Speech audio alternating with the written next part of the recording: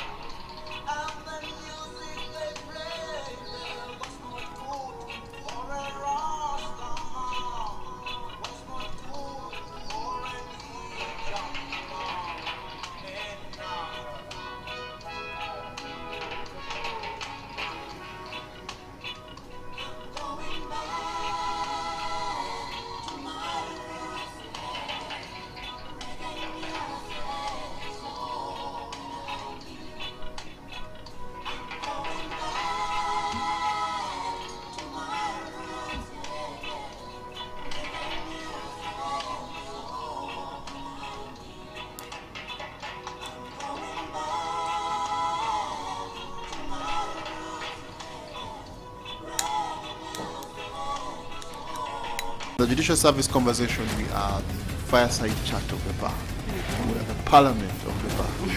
This is the forum where ideas breathe, where it is a result of experience and thoughtfulness, just like she has carried around her practice. She is a board member on many boards. She is a senior lawyer in Uganda. She has practiced in our courts. She has sat at one time, I don't know if you still sit on the Petroleum Revenue Committee of the country. How Uganda will spend its oil money will be determined by our guest here today. She has also, I think, sat in a media organization, I think NBS? Next Media. But she's really known for her work as a lawyer. At one time, she was working with some Chinese men in Sinok, I think setting up Sinok in Uganda. So she has a fantastic footprint in the corporate and commercial world in this country. But she's also a leader of lawyers. She has been in leadership in the legal profession for a while. She has been a great encouragement. She also leads a law firm, KTA, many of you know it. And so we are honored, Asmahani, that you're here. We are grateful for your time. We are honored by your presence, and we're excited to this conversation. Welcome to the... Now, I must tell you before I welcome you, this is the Judicial Service Conversations. We have been here since February of this year. The idea was to be here for a short time because we assume that we're supposed to have an election for the Judicial Service Commission. But the way our friends in the judiciary have kept injuncting us, I'm now getting professional advice that I need to start campaigning to people who are filling out job forms at UNEB who are going to choose LLB. But anyway, whatever the case may be, it is our honor, it is our privilege that whatever problems we've had with the delay, the great silver lining is that we have you speaking to our people today. And so we're honored, Asmahani. You are most welcome to the Judicial Service Conversations.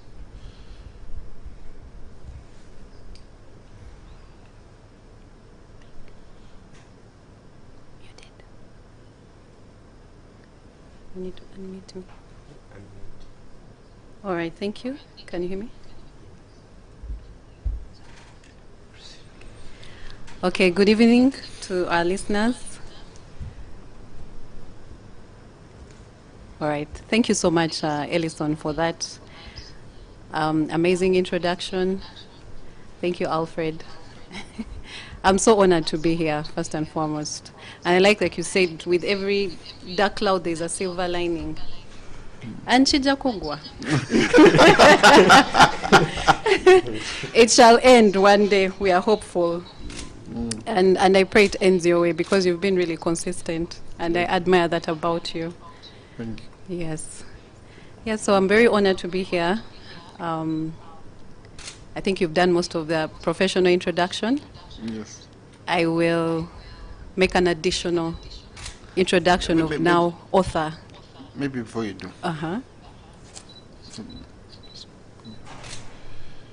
Maybe before you do. Maybe before you make the professional introduction. Many people are asking, and we always ask people, but we're getting a lot of requests about you incidentally. People want to know, who are you? Beyond the professional, beyond the lawyer, so as the author, as the person. There's a serious question we're saying, who are you? And then we always ask, here, this one, we are the ones who ask it. And what makes you tick? So there's a big question about your interests, your so I think if we can start there, and it's good you are starting there, but if we can start there, if you can tell the listeners of the Judicial Service Conversations about Asmahani. All right, thank you. Who am I? I want to say I'm a very passionate person about things that matter to me. I wear so many hats. I have so many titles, so many roles that I play. But deep down, motherhood is one of my biggest achievements. So I'll start with that. I'm a mother. I'm a wife. I'm a daughter. And beyond that, I believe in changing lives. I believe in creating impact. And so it's a purpose for me that in every step, in every space that I'm in, I do those two things. I influence, but also I'm able to see change, impact. And time again, once I see these two things happening, I believe I'm walking in my purpose. I love to read. I also love to exercise. So I will always take out time to hit the gym or walk or do those things. I love to watch a good movie. I'm also a person, like a people person. So I like being around people. I love to help people. Yeah, so I think as a person, that's who I am. I've talked about some of the roles that I have, because as a person sometimes we define ourselves through the roles, the titles, the professional titles, the experiences. So beyond who I am, like you asked, then I can go into the titles which you've talked into. Of course, I'm an advocate. One of the things I love to do. I always say I chose to be a lawyer because of circumstances. When I was younger, my inclination was to become a veterinary doctor because I loved animals, especially cats. I was a cat person. But I think when I was about 12 or 13, I witnessed not so nice things about me, around me, some injustices, unfairness, especially around family. And I didn't know that what I wanted to do was law, but I knew that I never want to see unfairness in my life. I never want to see people who have a voice become voiceless. And if there's that scenario, then I'll always be the voice for those voiceless people. And as I continued navigating life, I later on discovered to do that, you have to be an advocate of some sorts. And that led me to the LibGo profession, because as I went on with life, I really, really knew that that's what I wanted to do. So that's how I ended up doing law. It's now my passion. And I love to solve problems. So for me with law, it comes with solving problems in whatever form they come. By practice, I found myself more in the commercial space. So I solve business problems and everything related to business. I help people build businesses. I help people build their dreams. So that's the kind of advocacy I do for now. Yeah, solve disputes as well. Not the other way in court like you guys do. ELISON, I know you love being in court. I think my persona, and I always want to see people make peace. I'm also a peacemaker. So the the way I solve problem is to really get people sit on the table. So I do a lot of negotiations. I do a lot of mediations. I think if we've ever interacted in court, at one time I was a court accredited mediator in the commercial court. And that's how I felt I could serve. So yeah, I'm kind of afraid of the bench because I don't want to see people fight. Otherwise, I'll be that judge who always has a 50-50. Everyone has one. Let's sing Kumbaya and hold our hands and solve our problem. Yeah, so I think I could stop there for now.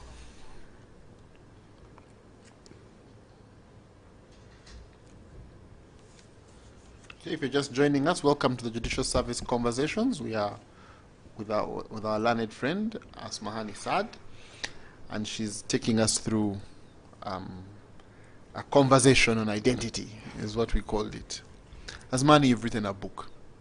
Why did you write a book? Tell us about your book. Tell us about Asmani, the author, and how you sat down and thought about writing a book. How laborious the process. I once tried to write a column in the newspaper. I used to actually write a column in the newspaper, and then after 50 weeks, I had grown into this job. So now I used to be a writer, then I became my own editor. So what I would do, I would edit the previous things which I had been writing. Now I'm trying to find I even graduated and retired. So I know the process of writing can be extremely tough. So what made you write a book? What does writing a book entail? Tell us about the book. Thank you so much, Elison. So first of all, I'm so excited that I now have the title of author. It has always been my dream. I've always talked about this, for those who follow me on socials, about multidisciplinary professionals, try and do other things and not stick to one thing. So why I wrote this book. This book was inspired by so many experiences, but two things stood out. Most times I would meet people who would be so intrigued about who I am. And like Alfred introduced, he said, our identity, lawyers, your name, your date of birth. So when someone goes through that list, immediately they think they figured it out. Having a very intriguing name, Asmahani Saad. I am not Narubega. I am not Karuhanga. I am not Mbabazi. I am not Namutebi. But somehow, my credentials say Asmahani Saad, and boom, Ugandan. So already, depending on someone's perceptions or biases, they are immediately confused. And then they turn up and look at this person, and they're like, but you. I experienced that a lot. For those who are polite not to attack me for not being Ugandan enough or looking Ugandan, but somehow you have a Ugandan document, they would ask me, this name is interesting. Where are you from? Tell us about your story. And I'm always open to share, how I became Ugandan. That mystery. But when I would take people through, because I knew the generations that have been here before me in Uganda, I know where my people came from. So the first thing people would say, that's so interesting. Why don't you write a book? You need to document it, or write something, you need to document it. And of course, with passage of time, you keep ignoring it and you keep on moving. The not so nice people, I would of course get into defensive mode. Like, how dare you question me? And so it would depend on how someone approaches me with their biases. But the trigger for this book was an actual experience. This was a second experience, but not to give out some, ELISON, you have to buy this book. Yes. So allow me to just give you like Kalito. Please, give us Kalito. So I'll just share one specific one, which was actually not so long ago, around 2021. But before that, I'd been experiencing a number of them.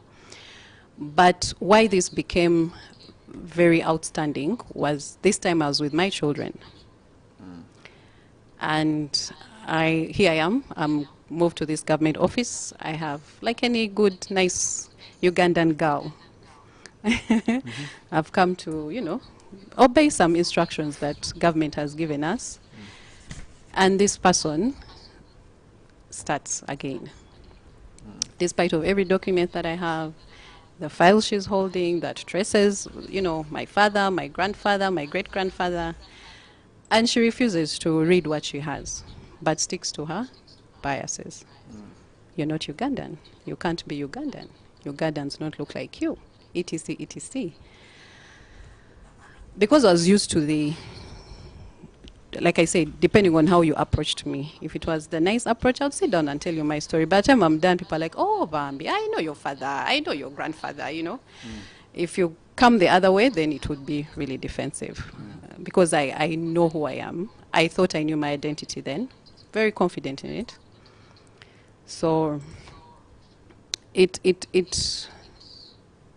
because I was with my children, and the approach was not so good, it became a back and forth. And my children are listening, and this person is going at it. She's like, okay, if you're from this place, then I need to call a person from that place to come and interview you. You have to call your father. I'm like, excuse me, I'm a grown, those 3-word letter woman. I'm not calling daddy. Because I'd had those experiences and I had to call my dad. I said, no, I can stand up for myself. I'm not calling daddy. This is the situation. So it went on, and at the end of it all, I couldn't document my children through me. So she says, your husband, who has a Ugandan name and can be quickly identified, will come and get documentation for your children. You haven't convinced me. So it was such a bad experience. I was so upset. 2 things, because at that moment I felt like someone had just ripped an identity that I was so proud of. Like 2021 ELISON, I was vibing, like what you've said. I mean, spaces, ngomanyi. Even you, ELISON, you knew me then. So I didn't expect that. It was such a trigger moment. And people who haven't gone through this can never, no one can explain it unless someone has taken away something that you value so much.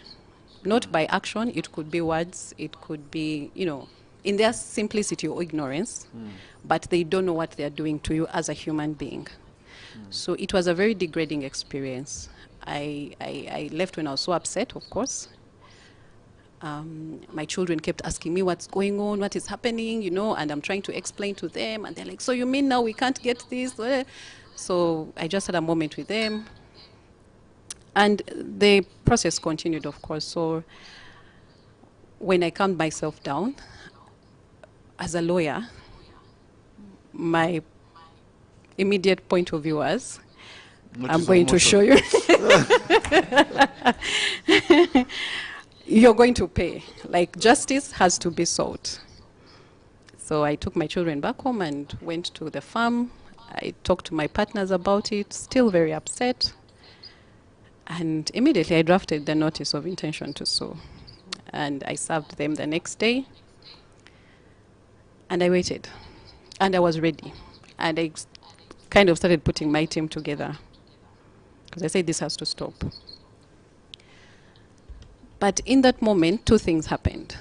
That weekend, my dad calls me. After they received the letter, of course they received it, I got the letter that had been received, and he's like, now my dad, out of his excitement, thinks that either I've been mischievous, because he tells me, my home village is in Kasese in Bwera. He says, I've been told in Bwera there are people visiting, some government officials here. What's happening? Is Muzei giving you a cabinet position? He's excited. It's like, hey, they've told me people have come. They're asking about you. They're asking for your father, my grandfather. Where he was buried, where your great-grandfather was buried. I said, okay, this is interesting. And immediately it clicked, I knew why. So I told him, okay, this is the situation. So of course the first thing is like, why didn't you call me? I said, Daddy, I am a big grown, I cannot. I fight my battles. So that battle went on. Eventually, they conceded. And things happened. You'll read that in the book. And I got what I want because I could write nice English, nice legal words, and they were shaken.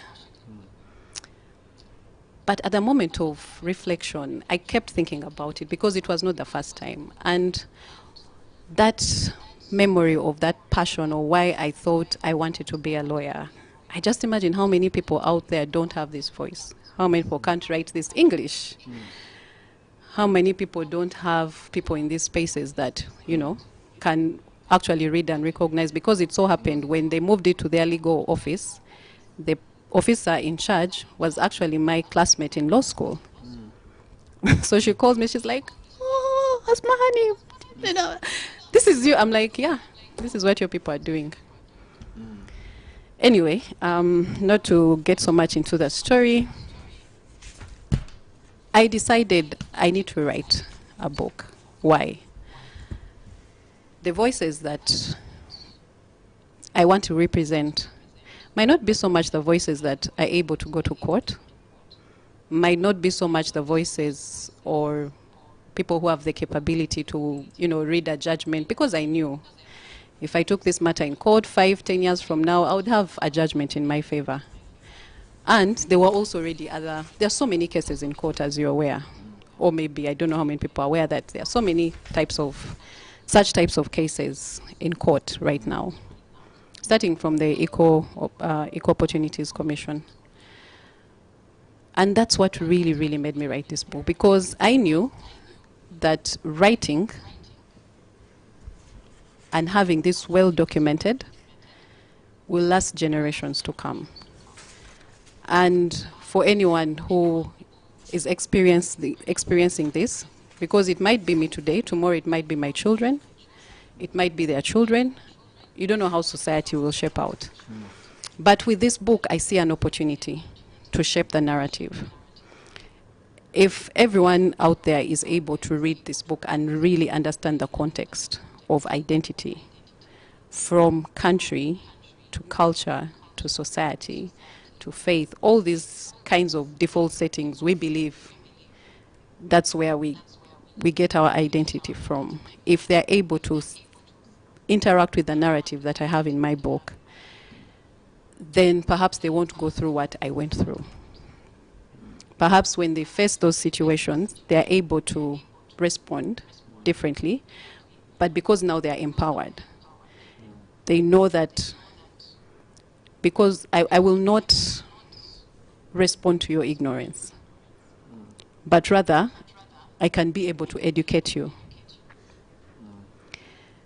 And as I take this book forward, my hope is that the government institutions that are empowered to do this should be able to interact with this book. Beyond that, young people, secondary school, primary school, because that's where the identity crisis starts from. For me, I thought being a Ugandan was an end-all and be-all for me, because I didn't know any other country. And it was a very, very pertinent identity for me, because people ask you, the first thing you say, I'm a Ugandan. Even when we are writing our affidavits, I'm what? I'm a Ugandan of sound mind.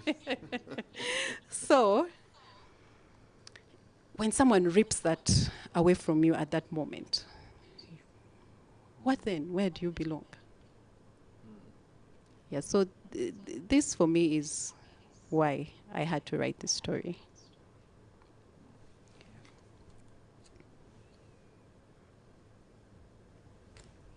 Thank you, Asmahani. I think if you're just joining us, welcome to the Judicial Service Conversations. I think that was a powerful introduction of why you had to write this story. And maybe just before I hand over to Joy, I think, how long did it take you to write the book? The process of writing. And, first of all, that whole bit about identity, Alfred had begun saying for many people the identity is an idea. And identity is very interesting. Recently, there's a man, I've seen him here. He's listening. He told me this story about, not so much about identity, but about identity cards. That they were in court, and he was applying for bail, and his client was told that the prosecutor said that this client of his has presented an LC letter and a national ID.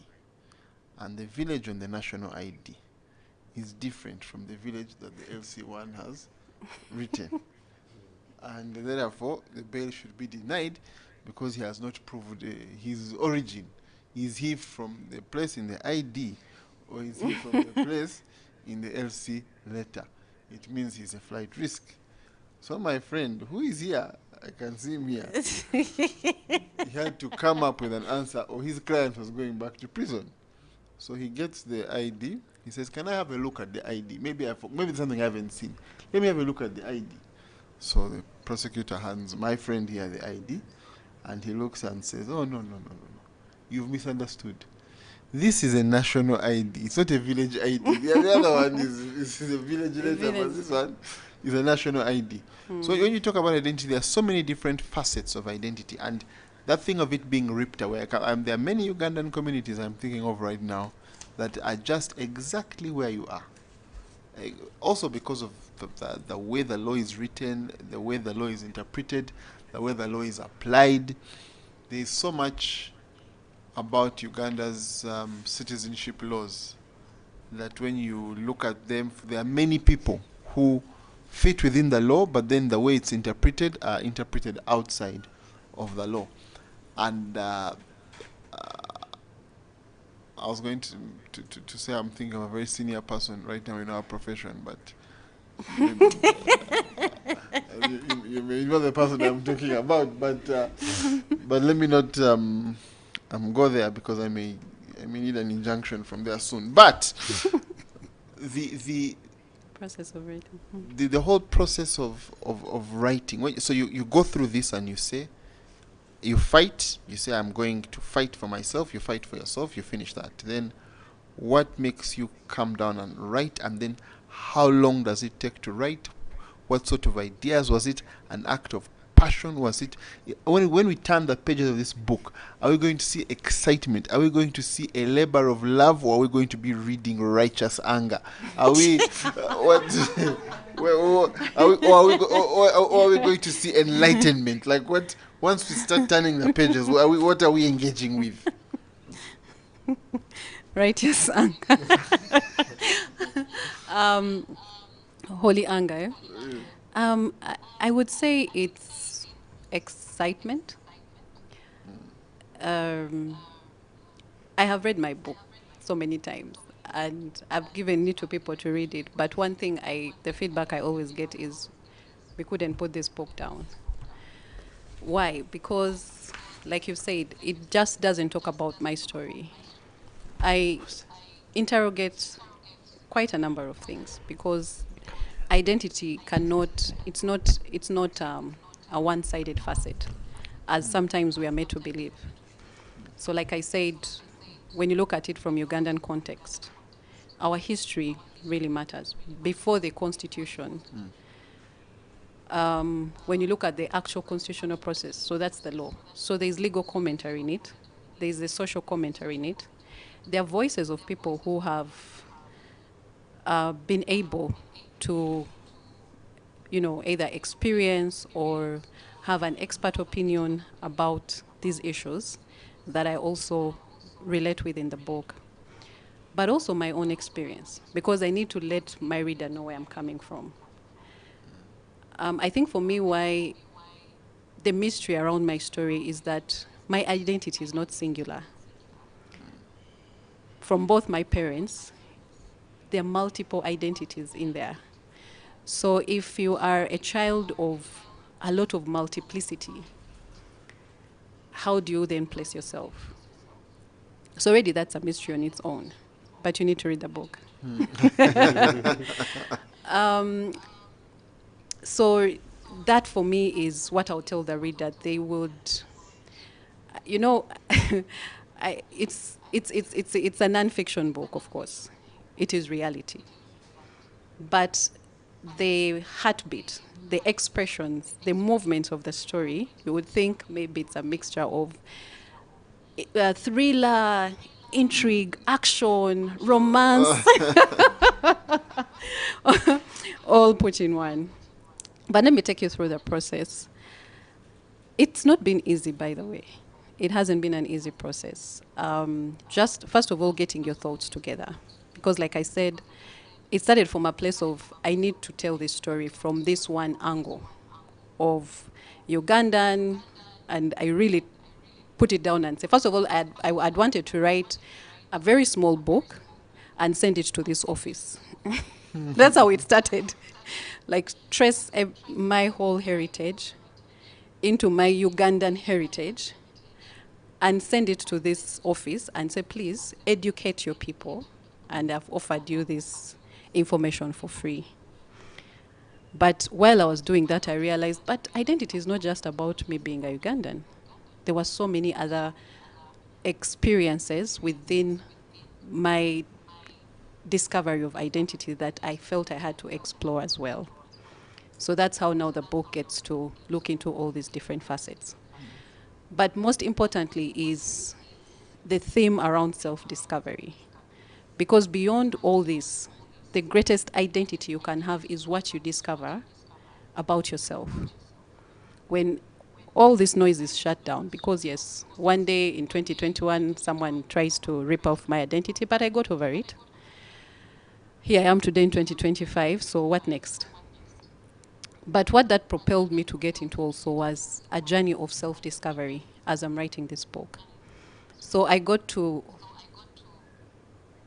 interact with myself beyond all these other facets, whether it's faith, whether it's culture, whether it's, nationality, citizenship. I realized there's also a difference with how people perceive that, your nationality, your citizenship, whether it's the narrow interpretation of the law. So I felt like my story is saying that whereas there are all these other forms of identity that everyone would want to label you, you need to have your own personal identity that prevails, so that when you go through all these things, they are secondary. If you're in court and a judge can't really decide between a national ID and an LC, like really, that is yes, it's important for you to get bail, but at the end of the day, does that take away who you are? It doesn't. for the judge or whoever it is, the opposing counsel, whoever it is, they could try to use that to say maybe you have flight risk, you know, whatever story they would have to tell. But does that take away who you are? So it's the grounding that eventually you have to have. So it's taken me about 2 years to finally have this book published. I've had people help me. I've worked with an editor, I'm working with a publisher. I had to really fight to find the time beyond my, you know, my usual business. This had to also become my usual business. So I think it's the passion that you find, what your driving force. For me, the timeline was, I need to leave something for the next generation. I don't know why I cared so much about the next generation. I think because my children were in that room at that time this happened, I felt like my timeline was, if anything happened to me before this book is released, then I would have done an injustice to the next generation. I know in our generation we are hustlers, eh? ELISON, we can manage. But I find that the younger generation have interacted so much with voices outside who they are. My children are 14 and 12. Most of their pastime, they are watching fictional stuff. Marvel, I don't know, heroes, you know those things. They are boys, so they are always computer. So you find that they are so much into the fictional stuff. So it builds a kind of mind within you. So these are, I don't know, the Gen Zs, the Alphas, the whole, and that's the bigger generation that we have. Right now, 80% or 70% of our population is this generation. So imagine someone who is growing up, perhaps they have this fictional, or, you know, the way they've built their mind, what they're being told by their parents, what they're being told by society, and it gets very, very confusing sometimes. And the biases and things people carry, people know what they know, you know? I always say there are two types of people you always find in life. The ones with a fixed mindset or the ones with a growth mindset. Unfortunately, there's nothing much you can change about that. So I don't think in the next generation, these young people will still not find such kind of people, you know? If I look at you and you don't fit a certain, what I know in my mind, that a Ugandan should look like this, should have this name, I don't think that we can save our generation through those biases. But what we can save is the knowledge that they can get. And unfortunately, there's not so much literal non-fiction work that is out there. We are not telling our stories. Every one of us has a story to tell from different experiences. I'm sure, ELISON, after this JSC thing, you can write a book yeah, on resilience and, you know, lawyer by lawyer, you know. You can write a book because, you know, things happen. There's nothing new under the sun. 10 years, 20 years from now, who knows, there'll be another JSC, I don't know who, which battle, injunctions. So if you haven't told this story, it may still be ours. It may still be yours. And so we need to learn to tell our stories. We need to open up the literal workspace. And I felt that because of the influence that I have, if I went ahead of everyone else and demystified writing and telling stories, I believe our combined effort of everyone out there, if everyone in one or another could tell a story, their experiences, then I think we are empowering what? The next generation. So for me, that I felt like I had a timeline for some reason, but I'm still alive, thank God. So that was the pressure that you have to write this book, because if you don't, then the injustice you want to fight, you would have failed the people who would be impacted by this. Yeah. Wow. Thank you very much for that. I think somebody, I've heard it said quite a lot that in every adversity there's opportunity, so we shouldn't waste it.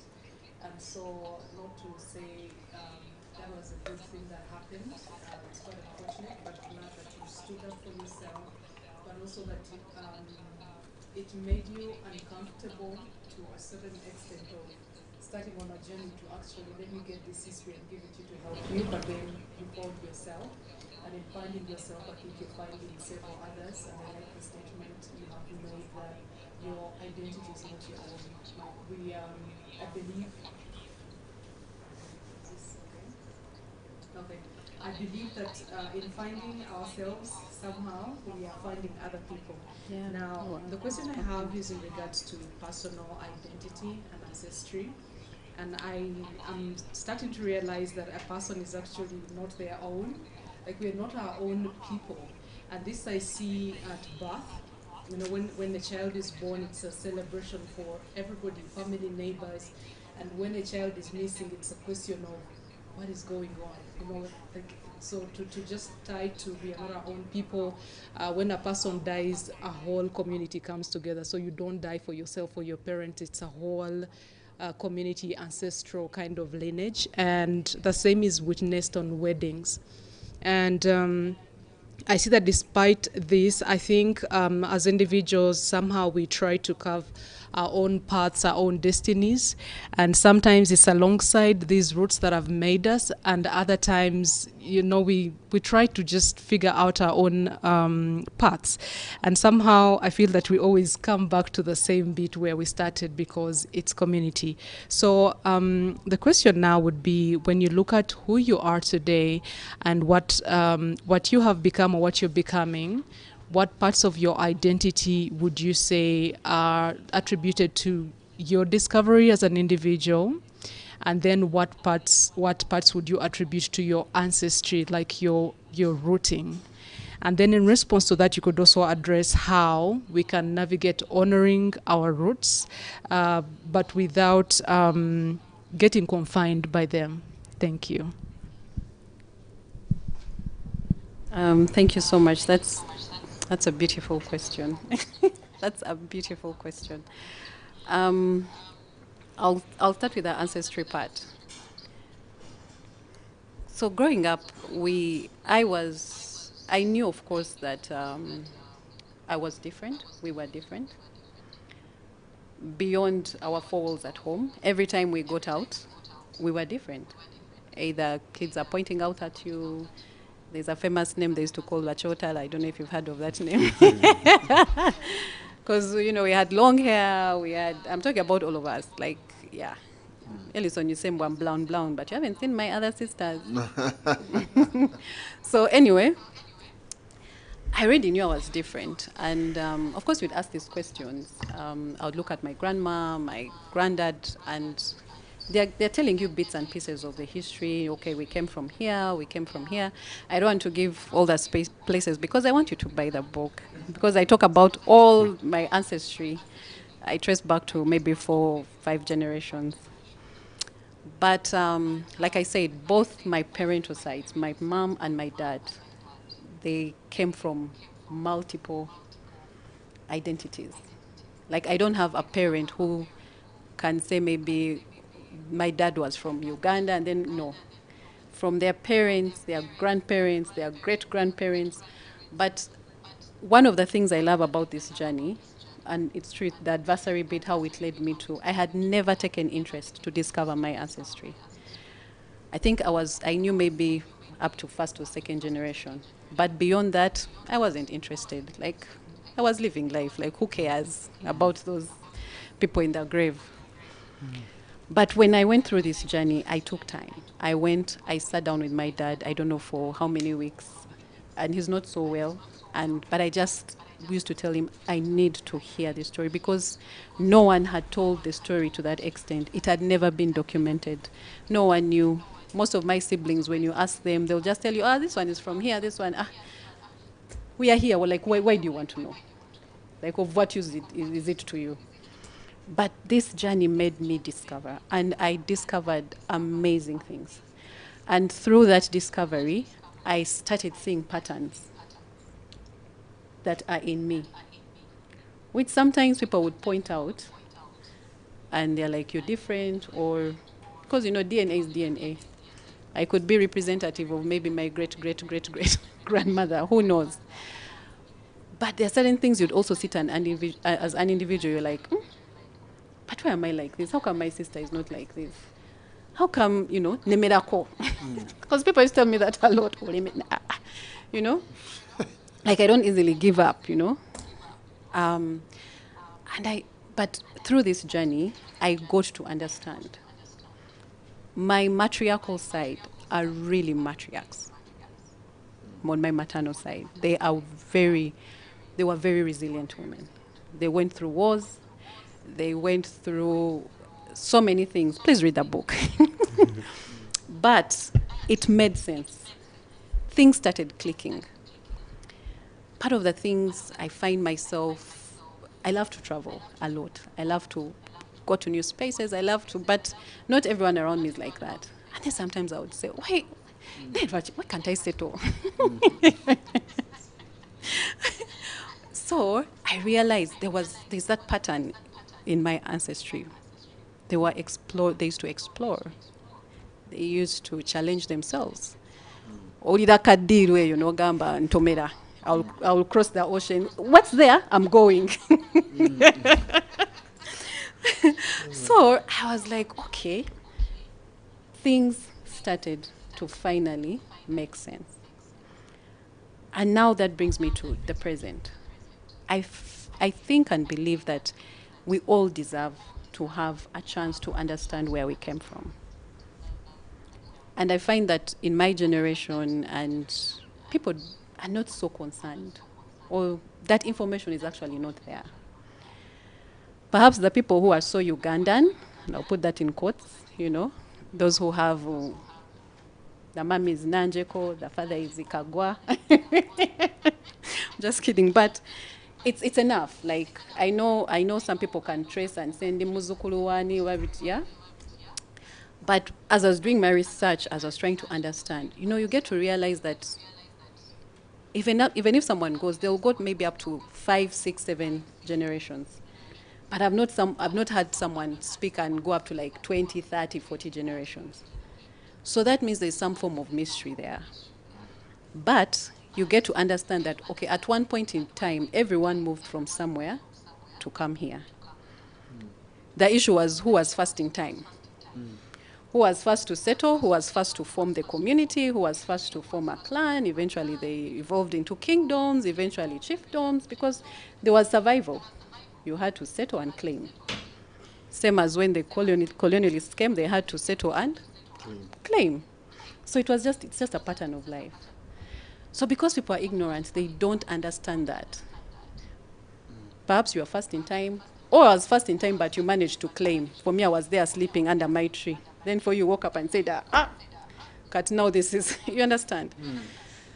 So that perspective is very important, because then you stop being very narrow-minded. For those who can trace 2, 3 generations, well and good, but at least you can trace something. But beyond that, what is it that you're learning? You see, for me as a Christian, I know that God is also very, he traces or he patterned people through generations. Because every generation has its purpose. You know, every name, every generation. So there's a systematic way, principles that will always apply. So if you don't know, you might be ignorant about certain things. You might not understand certain patterns. But once we all start to empower ourselves and not be comfortable just because, okay, I'm here, I stay in Makindye, I stay in Tinda, okay, that's it. There's more to that. So just to circle back to your question, for me, that is one of the opportunities this book gave me. Like, I got to understand. I got not only my patterns from my ancestry, but a lot of things made sense. It gave me a lot of confidence in who I am. Like, I don't question myself anymore. If an opportunity has come, I just say, Banange, Muzukuluwa, this one. Now who has come for me? let me go. You understand, eh? It's no longer about, you know, the labels people give you. Oh, you have lugezi. Oh, you have this. No. It's now more of, okay, this is familiar. Yeah.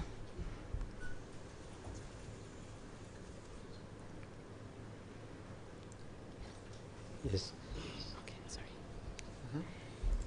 Yeah, so it's okay? Proceed. Okay. Sure. Sorry, I had a call coming. Thank you very much for that. That is quite insightful and a challenge to us to absolutely dig deeper to find out where we come from, and maybe that in there we could find some bits that really help us understand why we are a certain way. And now maybe just one bit for somebody who is listening in, because sometimes you find that this is your history, because I understand that you've discovered that that defines why you're like pressing on and challenging status quo and rising up to different places, because it's in your blood. And then you'd find there's a particular family lineage where maybe it's different, the complete opposite, and you as an individual are trying to like switch up. So in the bid to switch up, how do you do that without being confined by where you're coming from? You're not abusing it because these are your roots, you're honoring them, you're acknowledging they are there, but you want to be different, because then I think you're building for the next generation. So how would you help somebody? I know it could be in your book, but for somebody who is listening, how do they go against the tide? Thank you. Thank you for that question. So the title of my book is Identity, and then Lost in History, Found in Purpose. So it takes me back to the second part of my book, which is about purpose. And like you rightly said, knowing where you come from is not an end goal in itself. It's just empowering. It's knowledge. And knowledge is good. You get to answer some questions, but it doesn't mean that is the end all. The next step in life is to discover who you are beyond all that. Every one of us has a unique assignment, purpose, call it whatever you want. And it's very unique to who you are. Whenever I talk to young people, I always say, if you want evidence of this, just look at the fingerprints, you know, the iris. Do you know that you're the only one with this fingerprint? And that's why security uses it as an identification tool. Even the eye, when you know, that iris, it's only one human being who has it. Now that for me is evidence enough to tell you that as a human being, there is one thing, there is a reason that is unique to you that you also have to journey in life to find. And it comes in many names, purpose, you know, destiny, whatever it is. But the combination of that, some of the indicators, you know, the giftings that you have, your talents, passion, what keeps you awake at night, you know, what are those things that they might be familiar, they might be common. Like I said, I'm passionate about law. We are, I don't know, over 4,000, 5,000 lawyers in Uganda. But there is something about law that I do that perhaps ELISON cannot do. And that is the unique element that I bring to it. Most times we live life, and I was one of those people, and you're just navigating it on the peripherals because either you don't have the knowledge that you need to go beyond where you are to actually discover who you are. So you just end up comfortable doing what is comfortable, doing what they're telling you. You know, many people go through that. And I think the quest in our generation now is because people have understood that there is something unique, there is a purpose that I have to do, there is something I have to fulfill. It has become a very, very common theme. When I mentor young people, I always say this: if I had $1 for every time someone asks me, how do I find my purpose? How do I know purpose? How do I discover myself? I would be really, really rich in dollar terms. But that's the thing. So it shows you it's not enough for you to know who you are. It's not enough to know your clan. It's not enough to be in a legal profession. But at the end of the day, how does that serve who you are? Because that's where satisfaction comes from. It's not about money. It's not about titles. It's not about all these things people get to give you, senior counsel, I don't know, counsel, you know. Those days when, in our generation, ELISON knows, you'd find a senior counsel and you'd run those things, you'd not even come 2 feet. Or the most you could do is just beg to hold their briefcase. Senior counsel, Aitao, you know. Now it's a bit different. But again, the most important thing is, okay, your counsel, so. Yeah, so I think that is the other element of my book. I use my own story because I was there. I'm still on this journey, but I can comfortably say, just even writing this book, that's purpose for me. Because then I get to share my story. I get to influence mindset. I get to speak into minds of people like me, young people, to set them up for these things that are yet to come. Because like I said, you're not going to change biases and what people think they know if they don't have a growth mindset. And so this is now purpose. It's not I'm a lawyer, but now I'm here telling you I'm an author. Such a part. You see, it's not easy. And that's the thing about purpose. It's not easy. It's very, very uncomfortable. And it's never about you. It's serving others. I've invested in this project, not only time, money, emotions, some things I had to go through and redig those wells, those things I had covered in my life. But to be able to share my authentic story, I had to go back and dig them. So there was a price to pay. It wasn't easy. But at the end of the day, like I told you, it's like I had a timeline, if this book doesn't come out. And I set a date, and I said, on my birthday, that is 12th December when I launched the book, I should launch this book. And it will be a gift to me, myself, for having achieved it, but also it will be a milestone for where I was born. Yeah? So if ever people, and I believe one day it will go into school syllabuses, kids will have, it will be one of those literature books. I don't know if they still do that, Panange. I've forgotten our education system also anyway. But, and identity will be, like the river between, so identity is there. And then people ask, when did they launch it? 12th December. Oh, did you know that was her birthday? But getting to this day, or getting to that day when I'm launching this book, it's been tears, blood, sweat. But that's what purpose is about. Yeah? And you serve others, and I believe it's going to change so many lives. And that's a satisfaction that I get. Yeah. Wow, thank you. So just joining us, we have just had an hour's conversation so far on identity. It's an hour, oh my God. You see, time is running very fast that you have to share with us. And if in case you're wondering why to gift Council on her birthday, you just need to buy a copy of the book. Exactly. So her birthday gift is sorted. Just buying a copy of the book, 12th December, you still have time even to save for a birthday gift. As simple as that. So, just Fatuma is part of our audience and saying that sisterhood is proud of you. Aww. Your courage is truly an opportunity to shape the narrative on identity. I want to speak for the brothers, even brotherhood is proud of you. Not sisterhood. That's so sweet. It shouldn't be limited to sisterhood. Yes, even brotherhood is proud of you. I'm sure Mseson is proud of you and everyone in this room. So, not sisterhood alone. Just from your conversation, one thing came out when you said when you get to know your identity, you stopped questioning yourself anymore and spoke to. One moment I was talking to a young lawyer who was questioning himself. He was at the center at that time when he didn't have a discussion group.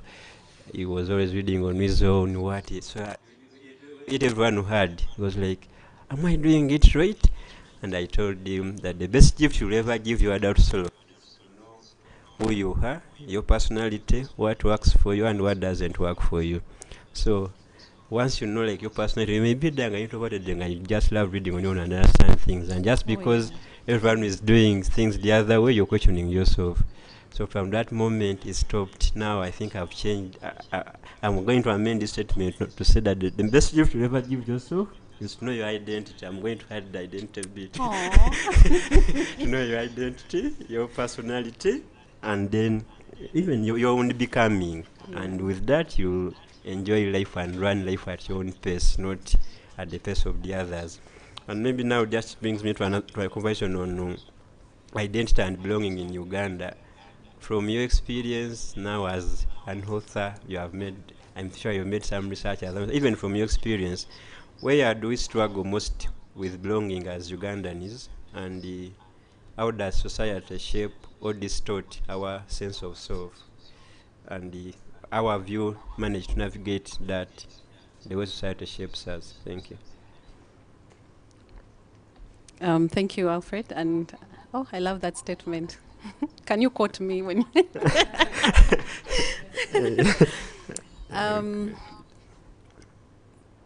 Well, Uganda, and I think it's not so unique to Uganda. It's everywhere. It's everywhere. It's a human issue, I believe. But for starters, society. I talk about society in my book because that's one of the facets, like you rightly say. How will society shape your identity? From my experience, I grew up in a very multiracial kind of society. And in as much as, yes, there were ways, because that's culture. You have a way, you have things you do that are acceptable in society. They kind of start giving you an identity. But that's at a smaller extent.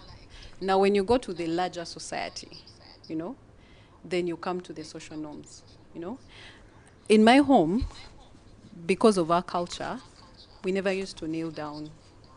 When you're greeting my dad, my mom, for us it was more of hugs and kisses. And it was, when you get out to the other society, it's so different. Now society will interpret it, you are indisciplined. Omwana atuyimirirako bano baba kuzaawa. Meanwhile at our home, when you kneel, my dad would be like, no, they only kneel for God. Don't kneel for me. So you start getting confused. But I think the bigger question beyond society, of course, now that brings in the question of the laws, right? Because eventually the evolution will be right and wrong, which will be defined by the laws. As I went through this journey, of course, I had to interact with the laws, and I had to understand what happened or what did not happen. My parents have been in Uganda for centuries.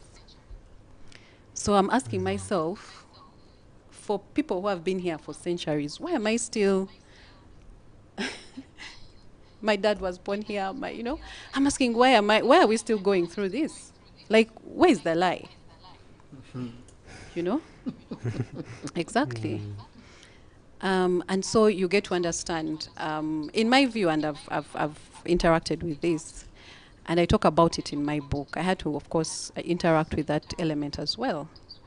When you look at our history and formation of even something as not simple, but something as important as our Constitution, I'll just say that not everyone was in that room. Already that's a problem. You're excluding people. When you understand our society, that society then, kingdoms, the way people worked, they were so open to everyone. People assimilated. Buganda kingdom, they used, even the white people, they would give them Baganda names. Bonyoro. Talk about the kingdoms, the chiefdoms had their way. Very open. Because I think they also understood the history. In Tinafewano, we just came. So we get into this colonial system where the colonialists, for their own self-interest, had to find a way to administer society. Divide and rule. Divide and rule in their basic, simple way. And that evolved into, finally, when a lot of, I don't want to give historical lectures. And by the way, for people who don't love history, there are not so many big chapters. It's like a one chapter. I really try to keep, but I just wanted to bring the point home. Yes. So now here we are. We are going to discuss a very important document, our constitution, and not everyone is in the room. So what do you expect? We have a constitution now that talks about tribes, 64, 65 tribes. But are they all covered? Exactly. So that is now some of the issues we need to revisit if we want to be very, very sincere about these things. Where did it start from?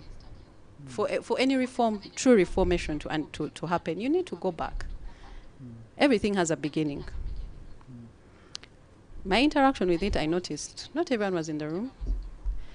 My great-grandfather, when he was here, at the time, he was here even before, I think, the British came. So he was already here, assimilated, accepted, married Ugandan, had my father, Society was okay.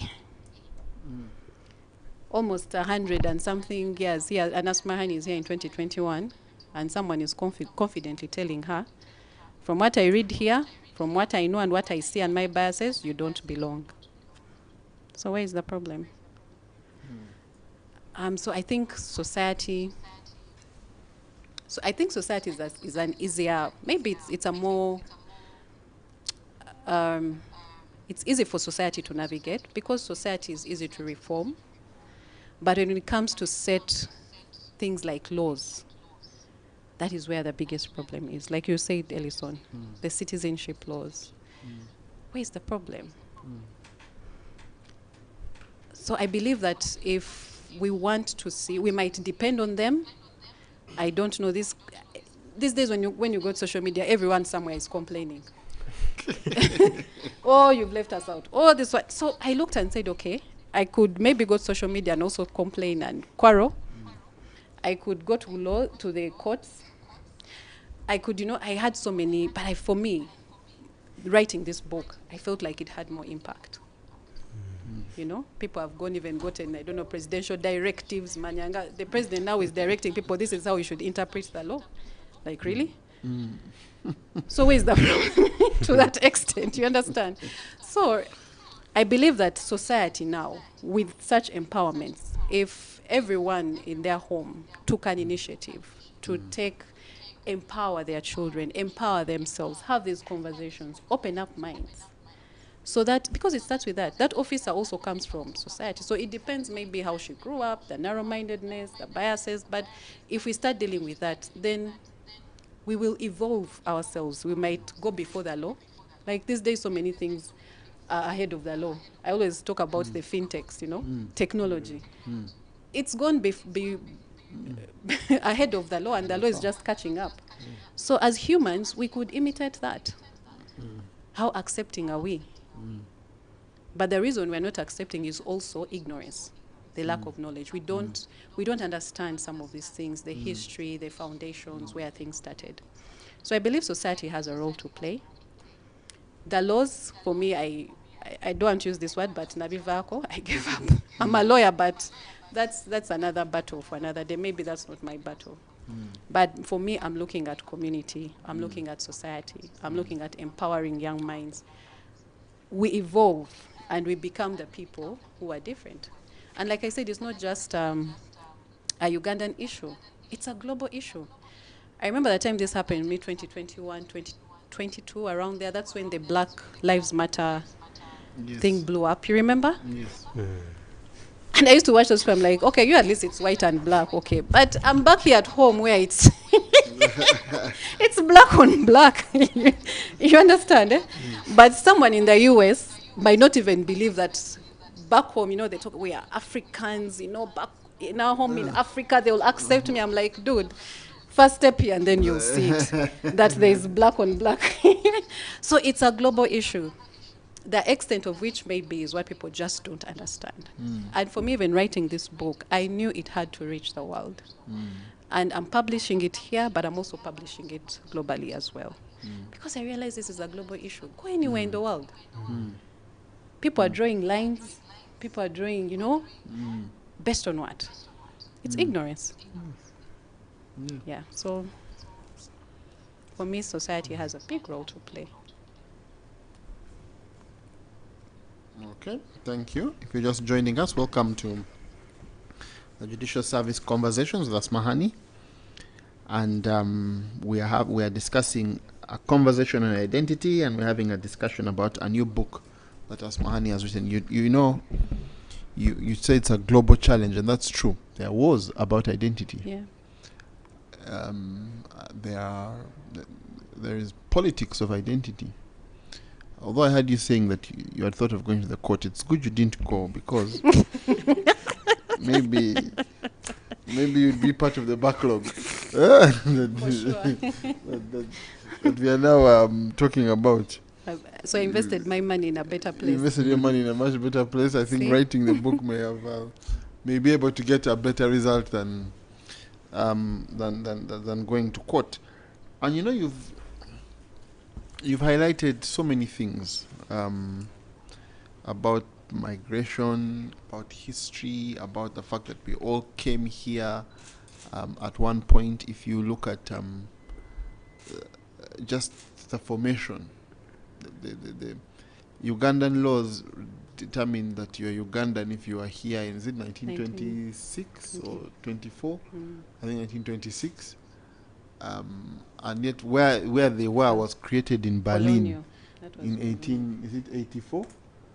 And so one time we had a minister in Uganda, the Honorable Agriawori, the late. And his brother. And his brother was the vice president of Kenya. Of Kenya. And I think there was a big joke about the border. The brother was from the sitting room. The other one was dining. From the bedroom. So they were on the different sides of the house, and one stood for Ugandan president, while the other became the vice president of Kenya. Wow. But one thing identity does bring, a lot of people are discriminated against, and there is a lot of prejudice regarding identity. And you've hinted on it in ways, because you said when you were growing up, you knew you were different. You get out and you're different. You interact and you're talked about differently. You encounter, and maybe, I don't know if you've touched on it in your book. You encounter someone can't say it directly, but the person is discriminating against you simply on account of identity. And you're right. It's a global thing. People around the world are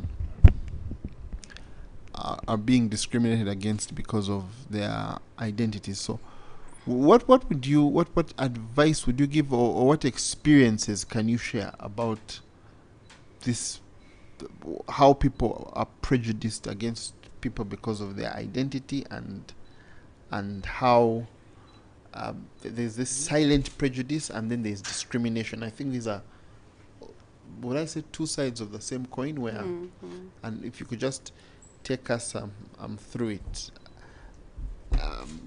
But and also, if you're just joining us, Judicial Service Conversations, we're having, we're what do I call it? We're interrupting our usual programming to have a conversation about identity and about a new book that has been written by our learned friend, a senior lawyer in this city, a book about identity. And we're going to encourage you all to get it, but before we all get it, we need to understand some of these thought processes. So over to you, Asmahani. That's as if we are off.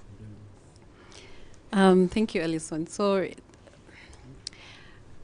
I think I've hinted on some of the parts of... we're off. We're off? Let me just see. Can you hear I don't know us? if we're on. I think we are off. Yeah. Okay. Speak. Okay, so... It's off. It's off. Okay. It's off. Oh. But speak on YouTube. You need to create For another YouTube. link. Oh, the YouTubers. So for our YouTube audience, you're the only one that are on. They are lucky. We've kind of lost our Twitter crew. But we'll start it again shortly. Okay. I'll start it. You've started? Okay. So I think for me, prejudice is, like I said, it comes from what people know, what you think you know. And most times it's ignorance. In my experience, I've experienced prejudice because of, like I said, my name. Someone interacts with your name and immediately the first question they will ask you is, are you Ugandan? Whether they're reading it on your national ID, and you're like, what kind of question is that? You know, you have my national ID and you're asking me, are you Ugandan? Like first read see the flag and Republic of. So I've experienced that. For me, I believe it's a prejudice, because anyone who understands Uganda, first of all, knows that Uganda is it's I don't want to use the word rainbow, because these days that coward got spoiled.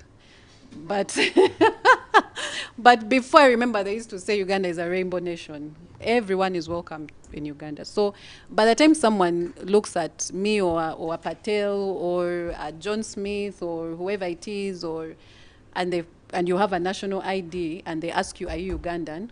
You just put that one in that category of you don't understand Uganda. I face prejudice because of how I look. Yeah? So someone looks at you, they look at your features, they look at your face, your hair, they're like, your nose, you're not Ugandan. So now, for me, that is prejudice. Yeah? Some people call it racial profiling. It comes in different names, but you have already made a conclusion based on simplicity. My name, how I look, and you think you know who I am. Can rejoin, yes. I rejoin. Just hold on. Sorry about that delay. For those who are joining us from X, we have still been on YouTube. Elon Musk, as I keep saying, one time Elon Musk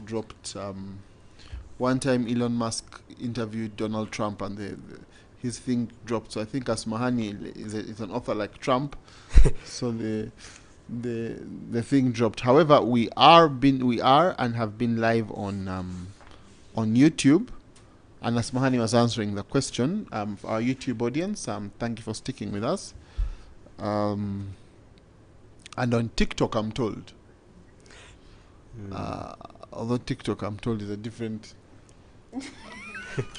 I need to understand it. A different crowd. Alfred is trying to teach me TikTok.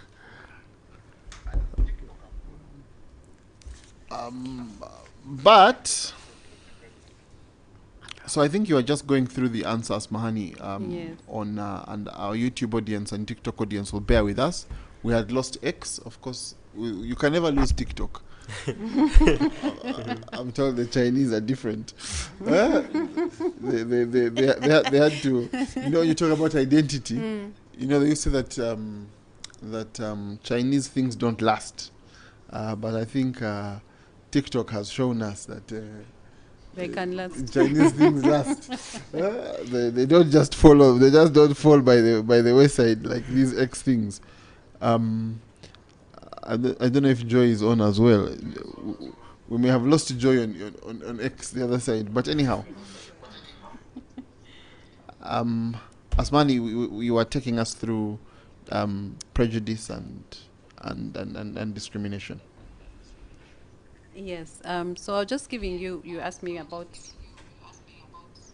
some of the experiences I've had in. So like I was saying, the prejudice, of course, comes from ignorance. Someone has your ID, your national ID. It has Asmahani Sad. It reads Republic of Uganda. There's like a nice little black, yellow, red. And the first thing they ask you, are you Ugandan? So your name already has prejudiced them.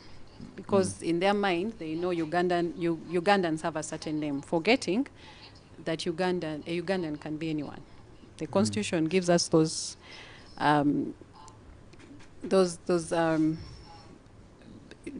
areas or those ways in which someone can be a Ugandan. The next thing, of course, they look. People will be prejudiced by the way you look. I've also experienced gender prejudice.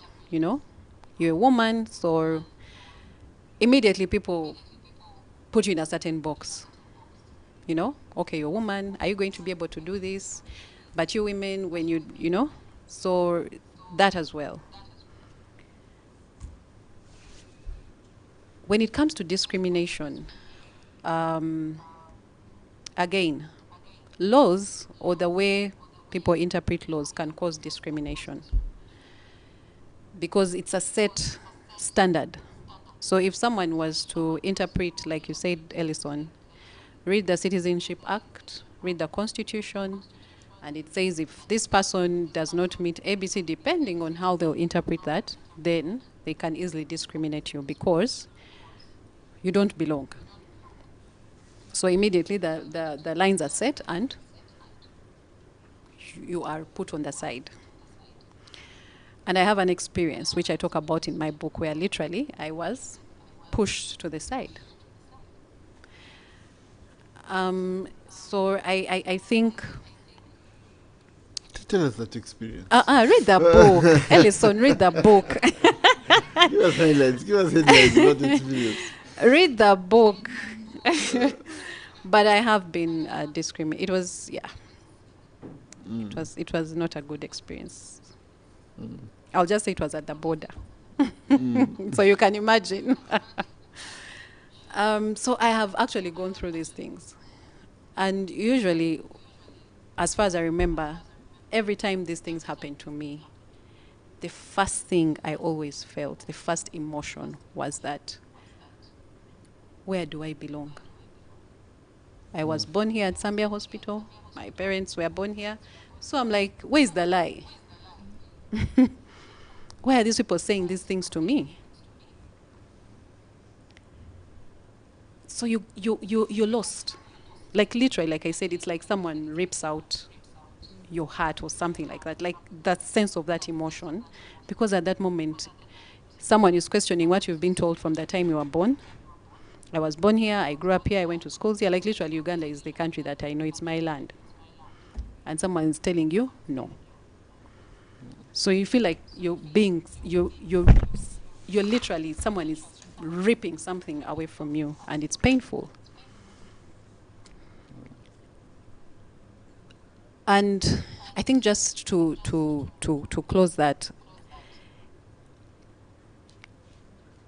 when it comes to discrimination, of course, we all know there are many types of discrimination. You know, that's a whole other range of, you know, conversation. Gender, sex, religion, you know, and someone just decides and says, because you're not like me, I don't want to have anything to do with you. And sometimes discrimination can get so bad, you know, sometimes it can be so negative. Wars happen because of that. Land conflict happens because of that. And so many other deep issues. But at the end of the day, it's the human bias. And if it's supported by laws, then it becomes very, very, very dangerous. Yeah.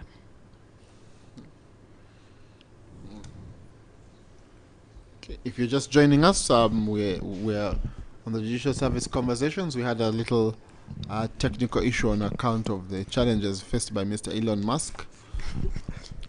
Our friend, a man of multiple identities, an African, an African American who himself has a problem, I don't know, with immigrants. Yeah, I think he wanted to be the only one. I hope he doesn't cut us off again. Department of Government Efficiency. I think the government was so efficient they decided to phase out the Department of Government Efficiency. But as we're here, you know, you talked about even the way you look, and I saw my brother, Mr. Nicholas Opio. And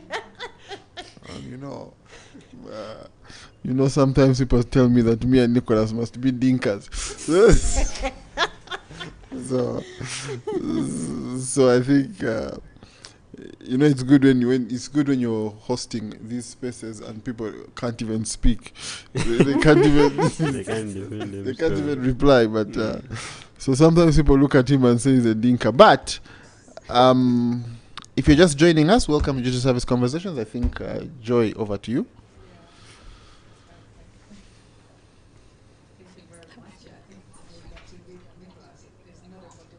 Because I'm sure you would have so much to say about that dinka bit.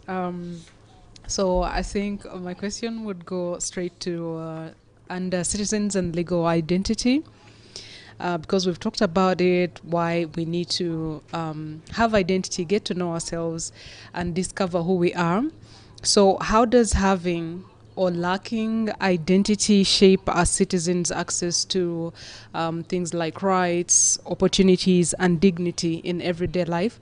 And this I build on the experience that you had, because maybe if you did not have that push to fight back, to stand up for yourself, and to get on a journey that has actually led us here, probably would have missed out on this, because it opens up several opportunities. So now, for another citizen out there, what can they do? How can having identity or the lack of it affect them? And what can be done about it? Thank you. Thank you, Joy. I mean, that's a very pertinent question, because that's one of the reasons for this book.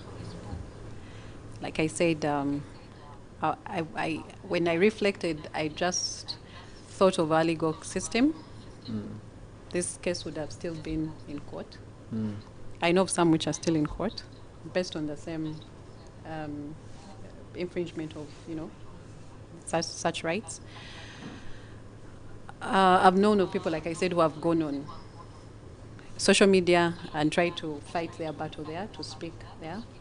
But that person out there, and for me, that's what made me write this book.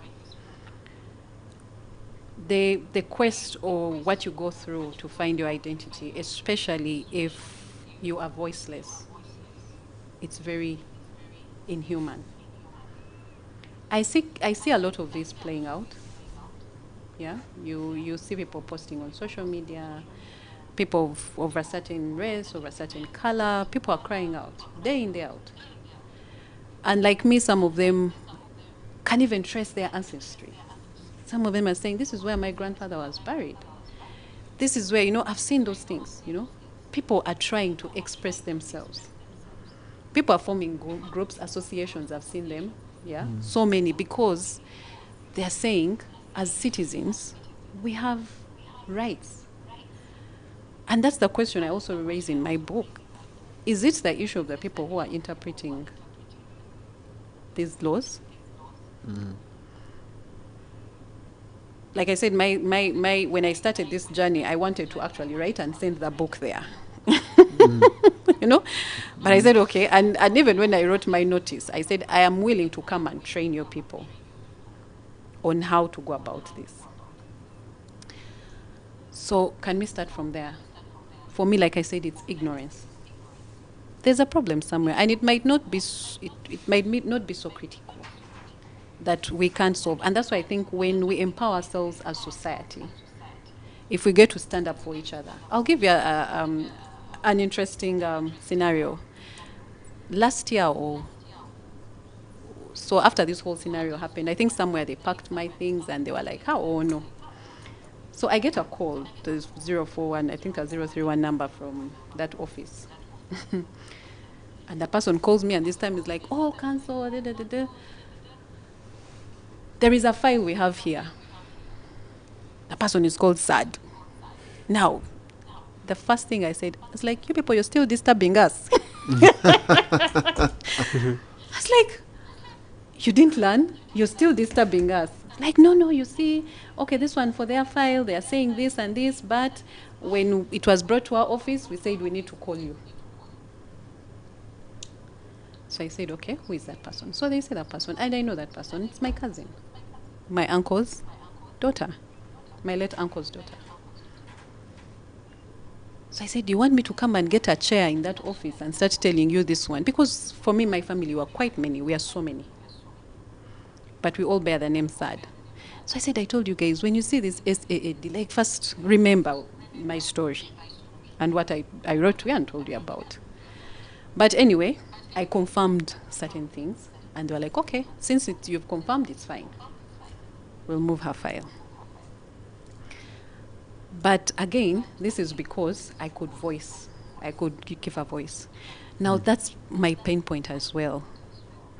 Those who don't have voices. I've seen so many people who have given up. They're in our society. They don't have a national ID. They don't have a passport. Because, yes, I understand there is need to get clarity. There is need to interpret the laws. There is need to question because, yeah, like any other country, we are protective of who we are. And I have no problem with that. But when the law is interpreted with biases, I've interacted with some. I've interacted with some of these communities, and someone tell you, no, but these guys go and they buy LC letters or whatever. But whose problem is that? For you, you're seated there as an RDC, and so you're telling me someone is buying a letter of LC to confirm that they're from that village. Whose problem is that? Isn't it the corruption problem? So if your law says that when you need to identify yourself, start from your village, the LC guy, get your LC, LC1, LC2, you know. And if I have all these things and I come and you continue asking me questions and I can answer them, just because my name is John Smith or Patel or Asmahani, you're still saying no. Okay, you've passed this, but you haven't passed the test of the look. So I think the issue for me is deeper. But I feel, and I'll go back to what I said, when society empowers itself, I would want to witness people stand up, society stand up for such people. You know, like elders, and move and go to this people and say, by the way, this is our person. Like you're seated there as an officer, with all your English, we are telling you, this person was born here, we know them, we know their whatever it is you need to identify, we have told you. Perhaps, that's why for me I think the power will lie in community and society. Thank you for that. Just we talked about power lying in community and society. And I think we've also talked about family, mostly as an identifier for who we are once we trace back. So a little bit on the family journey. I think we haven't dwelt much in it, but from what we gather and information that is in the book, which book we are going to buy, definitely. In what ways would you say challenges, transitions, and shared experiences in a family shape who we become as individuals? Yeah. Challenges, transitions, and shared experiences. Thank you. I think I don't want to say to a larger extent, but it's informative. It's informative. As I sit here, sometimes I've seen some of my relatives who perhaps have not experienced this, like I said.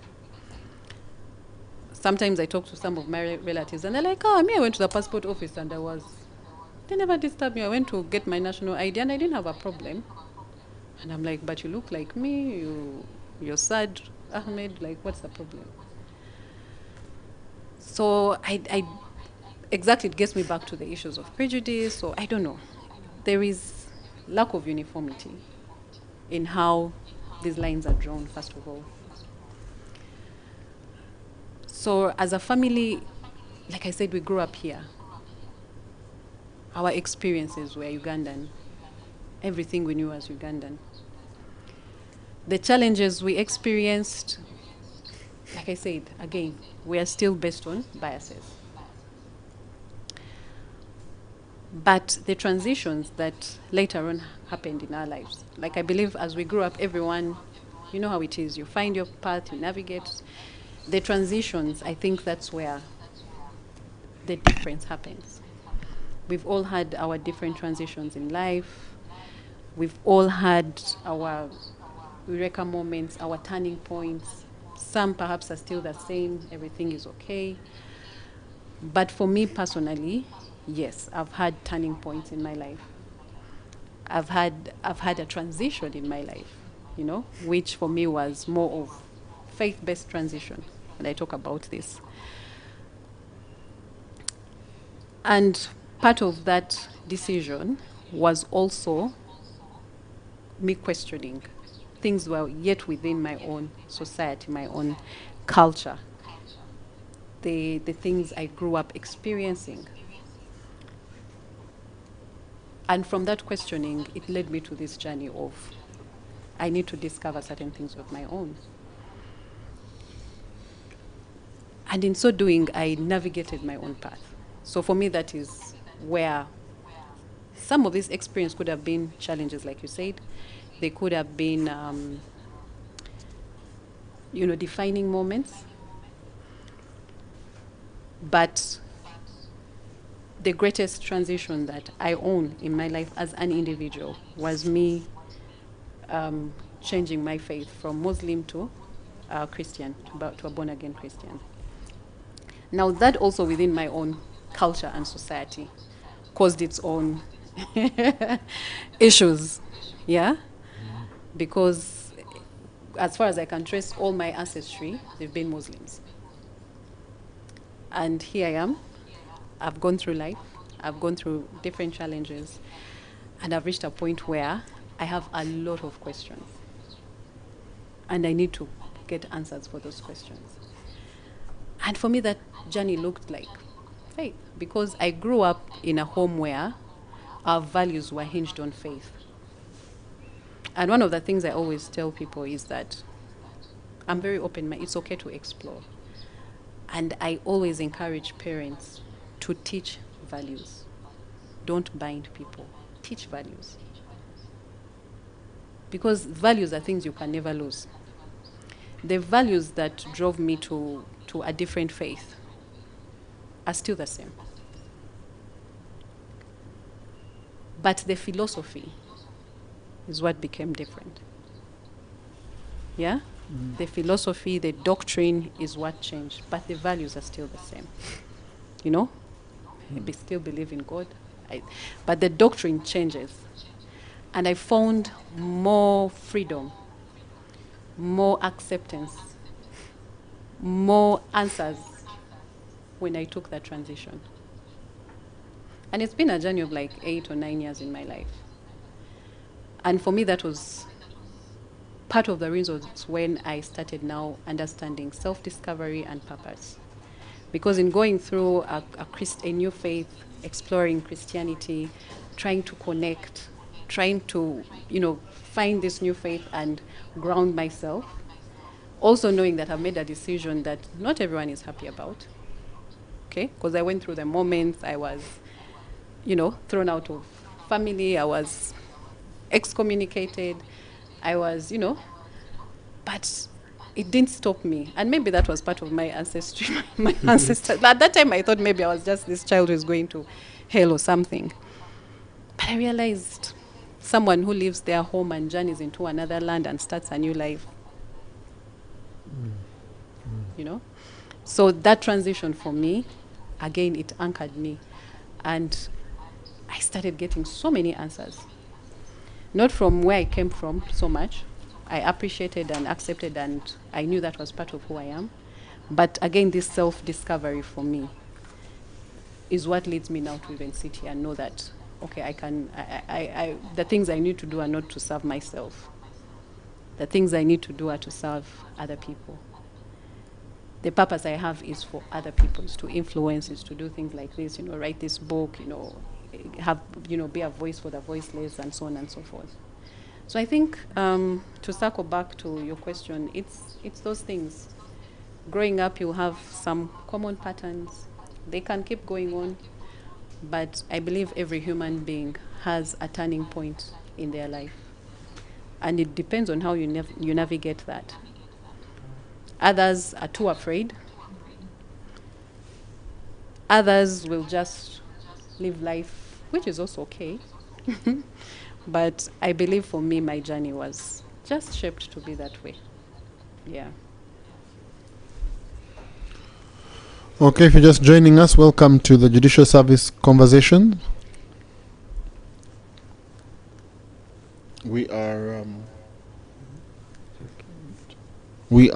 hosting Asmahani Saad, and Asmani, I'm getting a lot of messages here just before I hand it over to Alfred. Somebody whose name I won't mention. But he's not called Caesar. He's not called Caesar Rugaya, but I won't mention his name. Says that he actually interacted with you a long time ago. For him, a long time ago is 2018. Oh, wow. He still claims he's a young lawyer. But he was, I think, working with Vodafone. He was liquidating Vodafone. And he was auctioning off some items. And you purchased. You put in a bid and won. And so I paid him. he picked up the phone and called you. He read the name Asmahani Saad. And he knew that this is a male non-Ugandan. So he now knew that he's going to be dealing with a very serious man. So Caesar also has an identity problem. When he's dealing with foreigners, he has to change the accent. So when he called you, I'm actually reading his message.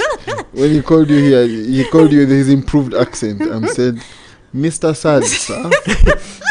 And you corrected him. You said you are not Mr. Sad. And you said something about Uganda and welcoming you to Uganda. And you said you are Ugandan. And I hope that's an apology. No, so he says that so listening to you now and listening to that story, he's sure that he was the victim in that context because of his ignorance. So he was a victim, he said, of his own ignorance. So he's very happy as you speak here. This person who is not Caesar Rugaya is very, very happy to be hearing this conversation. If you're just joining us, welcome to Judicial Service Conversations. We have taken a break from our usual programming. Our colleague, our sister, and our friend, Asmahani Saad, is telling us about a book she has written, and it sounds like a thrilling and fascinating book. And maybe just before I bring Alfred in, I don't know if it's the right time to do it, but where can someone get your book? Yeah, I was waiting for that. So the book is going to be launched on the 12th, and that's when it will be open for purchase. We'll share the link. There's a website where we have a pre-order sale ongoing. So you can be able to do a pre-order or order for the book. After 12th, it will be available on order. It will be available in all the retail stores, Aristoc, and all these other booklets. And it will also be available on Amazon and Kindle and digital. So it will be both available electronically and also hard copy. So please get yourself a copy. Book? Yes, the audio will be ready in February, and it will also be online. But buy the book either way, ELISON. The reason why I was asking for the audio book, I have my friend here, Mr. Yasin Sentumbe Munagomba, who I'm sure will want to listen to the audio version. And he has also written a post, and he says for him the greatest discrimination he has had is religious based. So as you can see, he's already engaging with the content of the book, but I'm asking for him because I know he wants the audio version. But now over to you, Alfred. Thank you. Talking of the audio version, someone is asking, will the audio version will it be in halfways? No, I think it will be Caesar Rugaya's voice.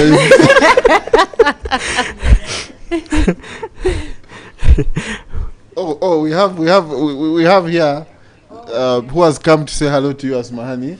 the Vice President of the Uganda Law Society, who has been listening, and he has walked to where we are right now to really congratulate you. Welcome.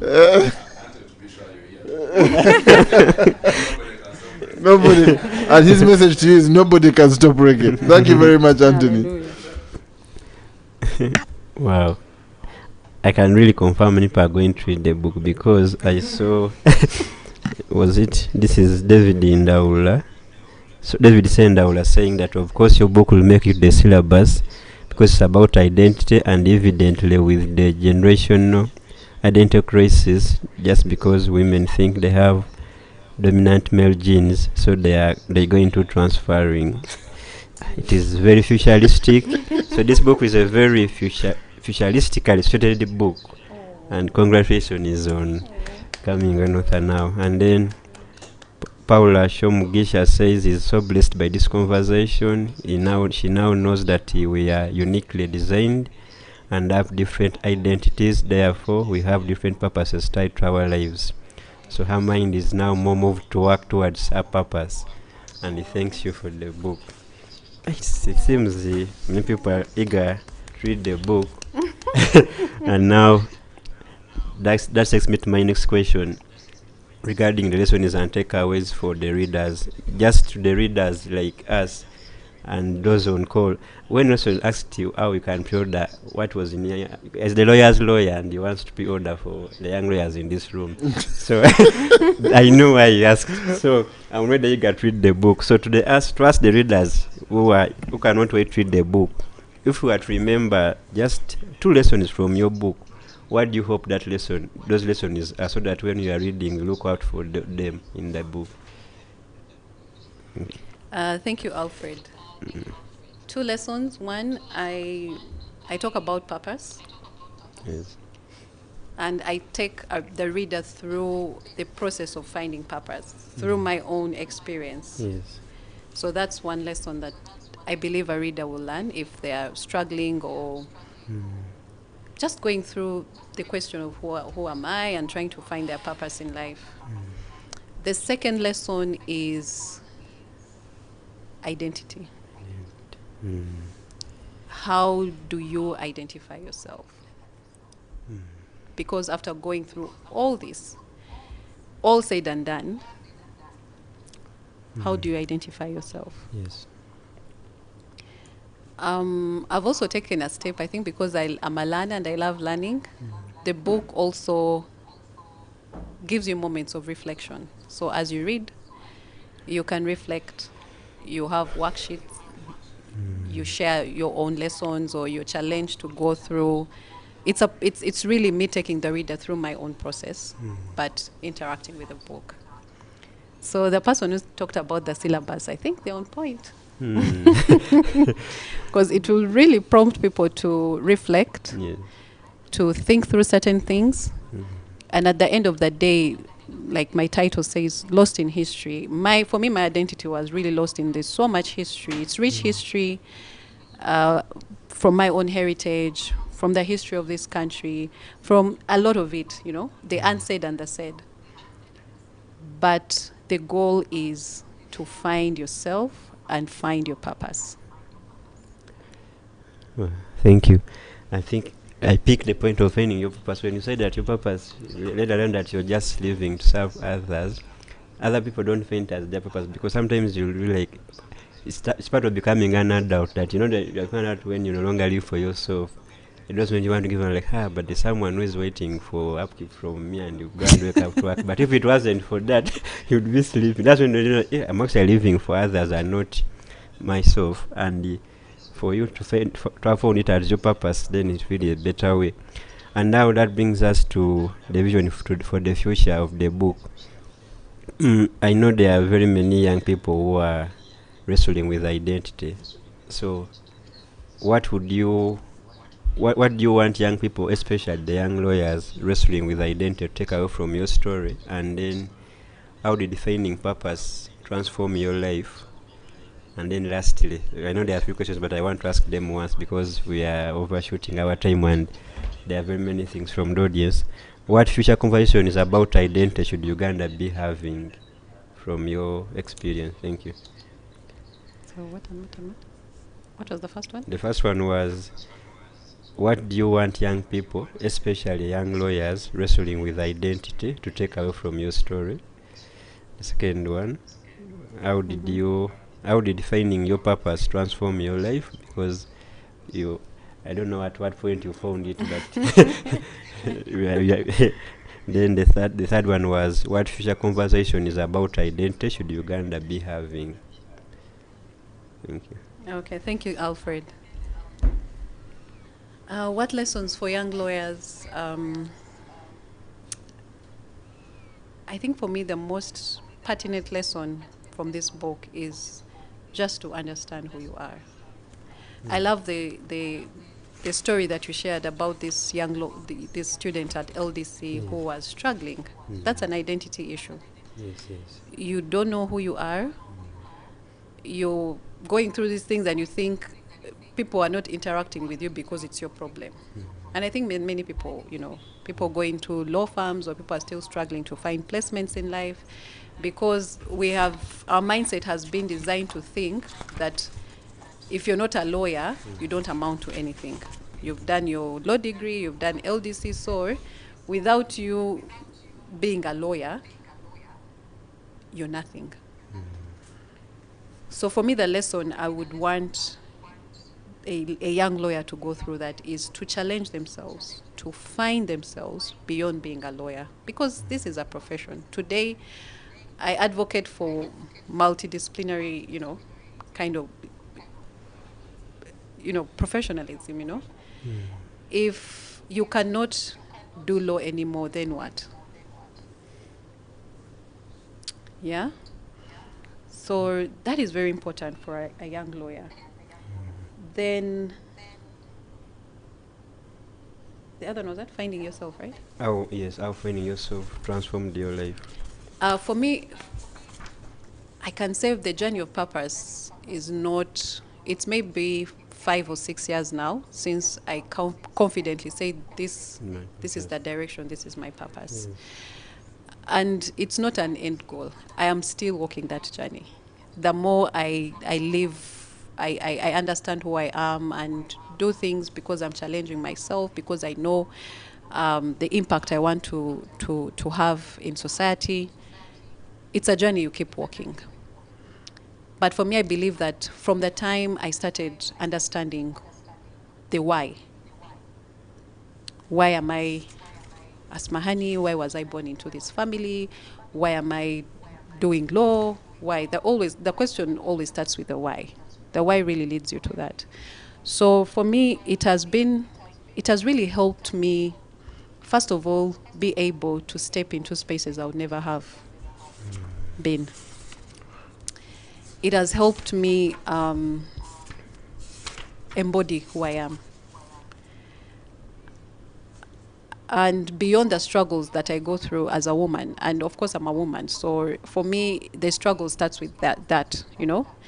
You enter a space, you enter an office, you enter this boardroom, and the first thing you're asking yourself, sometimes maybe you're the only female, sometimes people see you and they imagine maybe you cannot be part of this board because you're female, so maybe you've come to take notes or something like that. So already you're feeling like an imposter, you're fighting so many things. But I think for me, my purpose journey has also given me that confidence to embody who I am. Not that I don't have these fears or these struggles, I still do. But what it has made me navigate is that courage. Yeah? And I always ask myself, what's the worst that can happen? Yeah? What's the worst if I'm bold enough to step up and take on this position? I remember when I transitioned from corporate into legal practice, the first spaces that I stepped into was the East African Law Society. And I served as the Secretary General to the Governing Council. I had never been in such a space in my life. And it was so scary and so challenging. Thank God that the time we got for that to the election, I had been nominated here, but in my mind, because I was just transitioned my life, I was coming from corporate, I used to do in-house.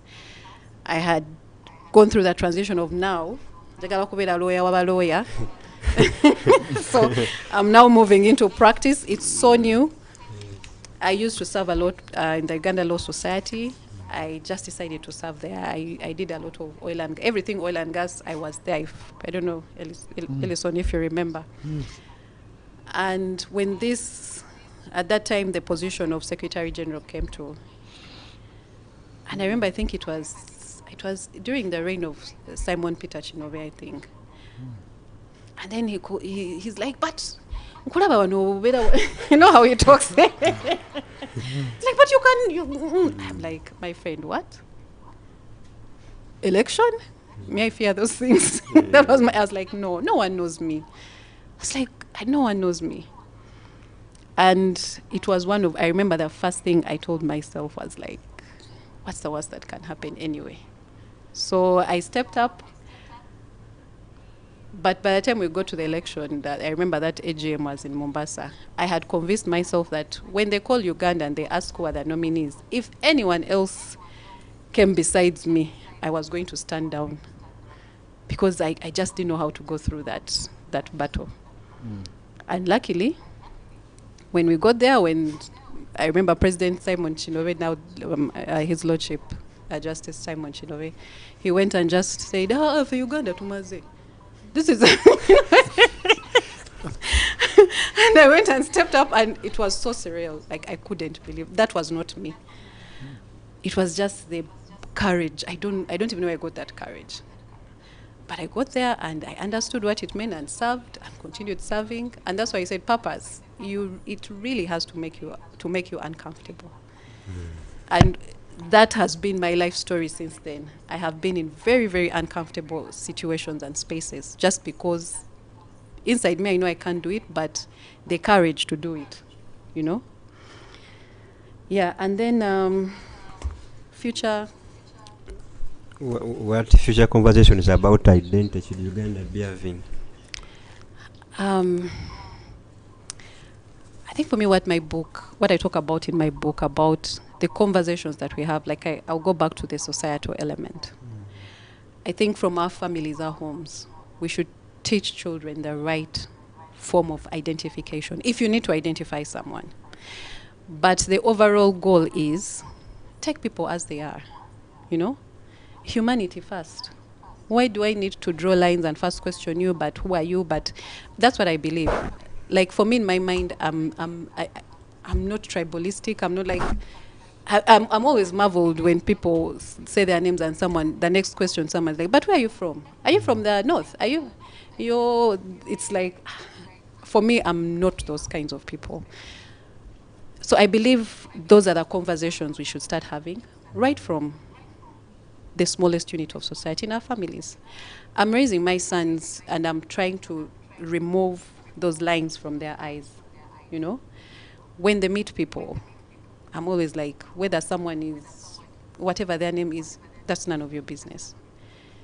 You meet them as a human being, as a fellow human being. That's already a good enough connection. So those are the kinds of conversations we need to build in. When people get to read this book, then they can also get to open up their mind and say, how do we perceive it? If perhaps it's the laws, or it's the society, or the people who are interpreting these laws, if they're failing us, what do we do about it? What kind of conversation do we groom among ourselves in society to see that like I said, let's go ahead of the laws. If they're failing us, as a society, we have a voice, we can speak. So for me, those are the conversations. Actually, if it were possible, let's not have identity conversations based on how you look, you talk. No. Yes.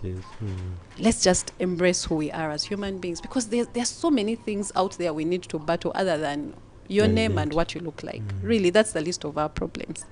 So if we focus our energy on the non-issues, maybe that's why we are a society where we are the things that matter. We have economic problems. The economy is not economy. things that, you know, I believe there are better issues for us to deal with than to question each other as human beings and want to draw those lines. Yeah.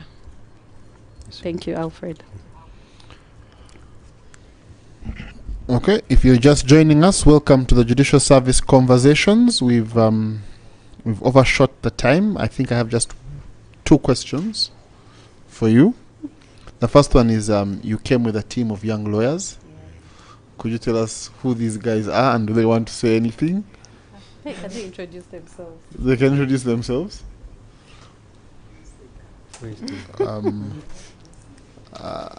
But I don't know who. You have to give them. Yeah, you can give them your phone. The phone for the Twitter thing. So you came with a team of young lawyers, and yeah, if they could just introduce themselves in a minute and say something.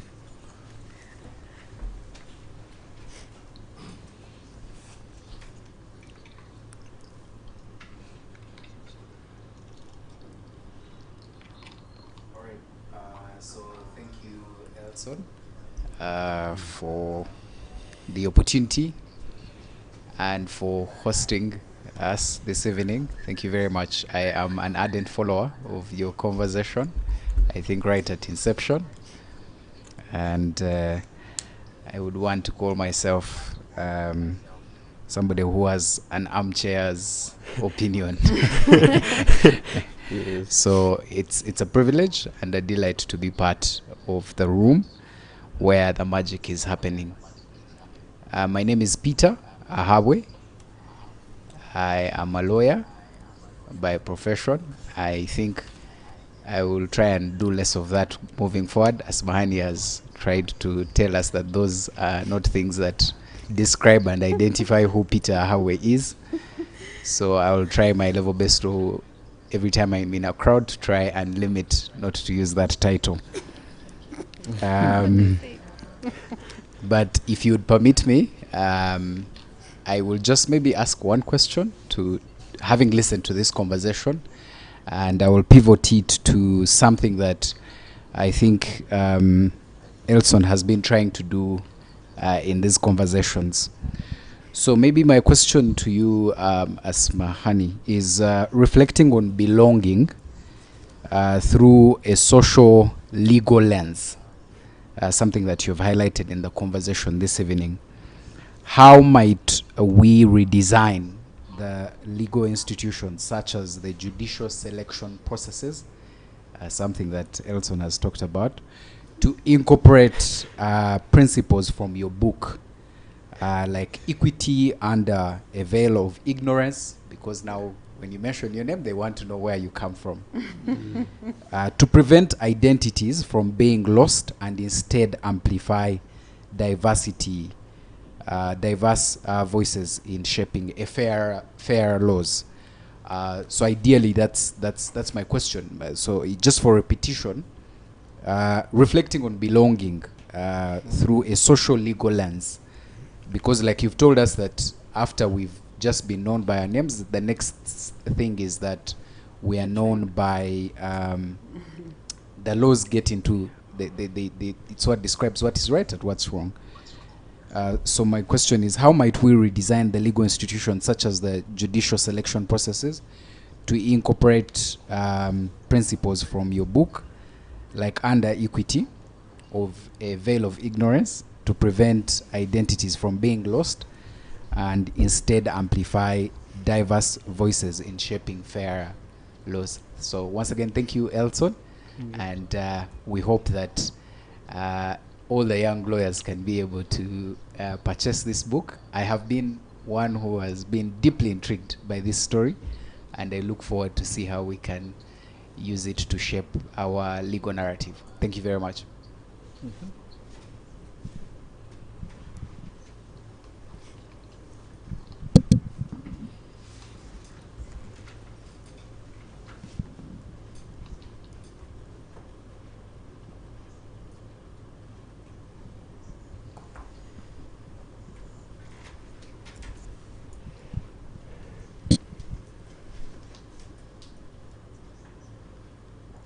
Thank you, everyone. Thank you, Elson, for hosting us. My mentee, Asmahani's mentee, she took me up some time back. And for me, one thing that I know about her is her dedication. Your name? My name is Lutaya Godfrey. I'm a lawyer as well. But for me, what I would say about Asmahani is her commitment. And like she has told the audience that she set a date. And remember, September last year, 2024, she said on this date, I'll have this book. And we had a meeting, I think, around September this year as well. She was telling us, guys, I'm launching my book. But for me, I think the book is very intriguing. I've had so many experiences, including with clients.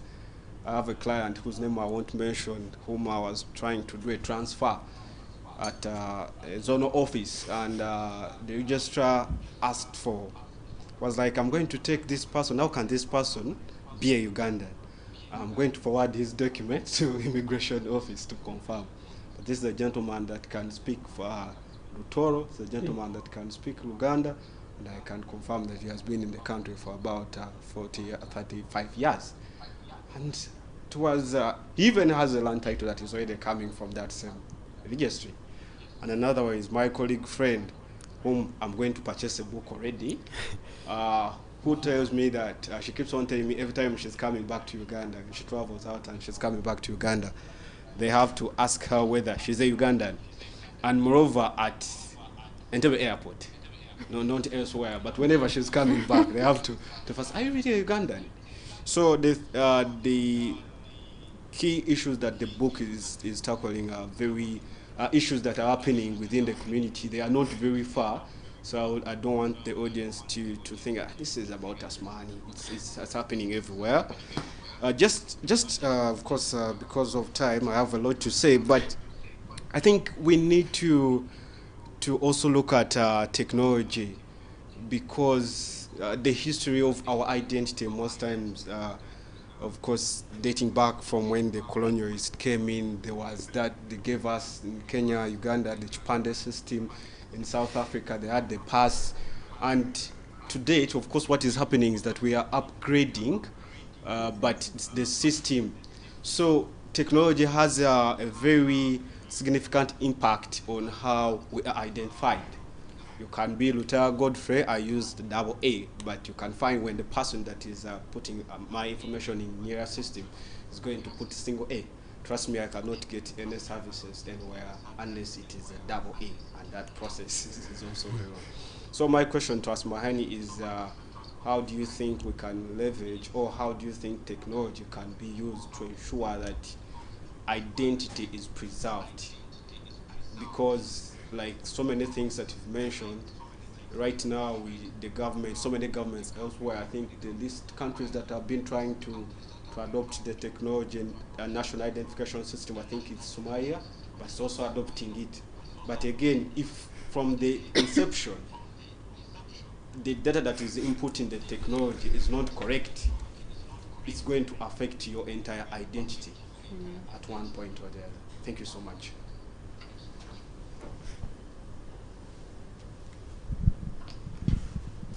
You guys. My team. Okay. Oh, but thank you guys for those questions. To start with Peter, reflecting, okay. I know you're going through this process. I think you could be the one to tell us this to give us the right answer. However,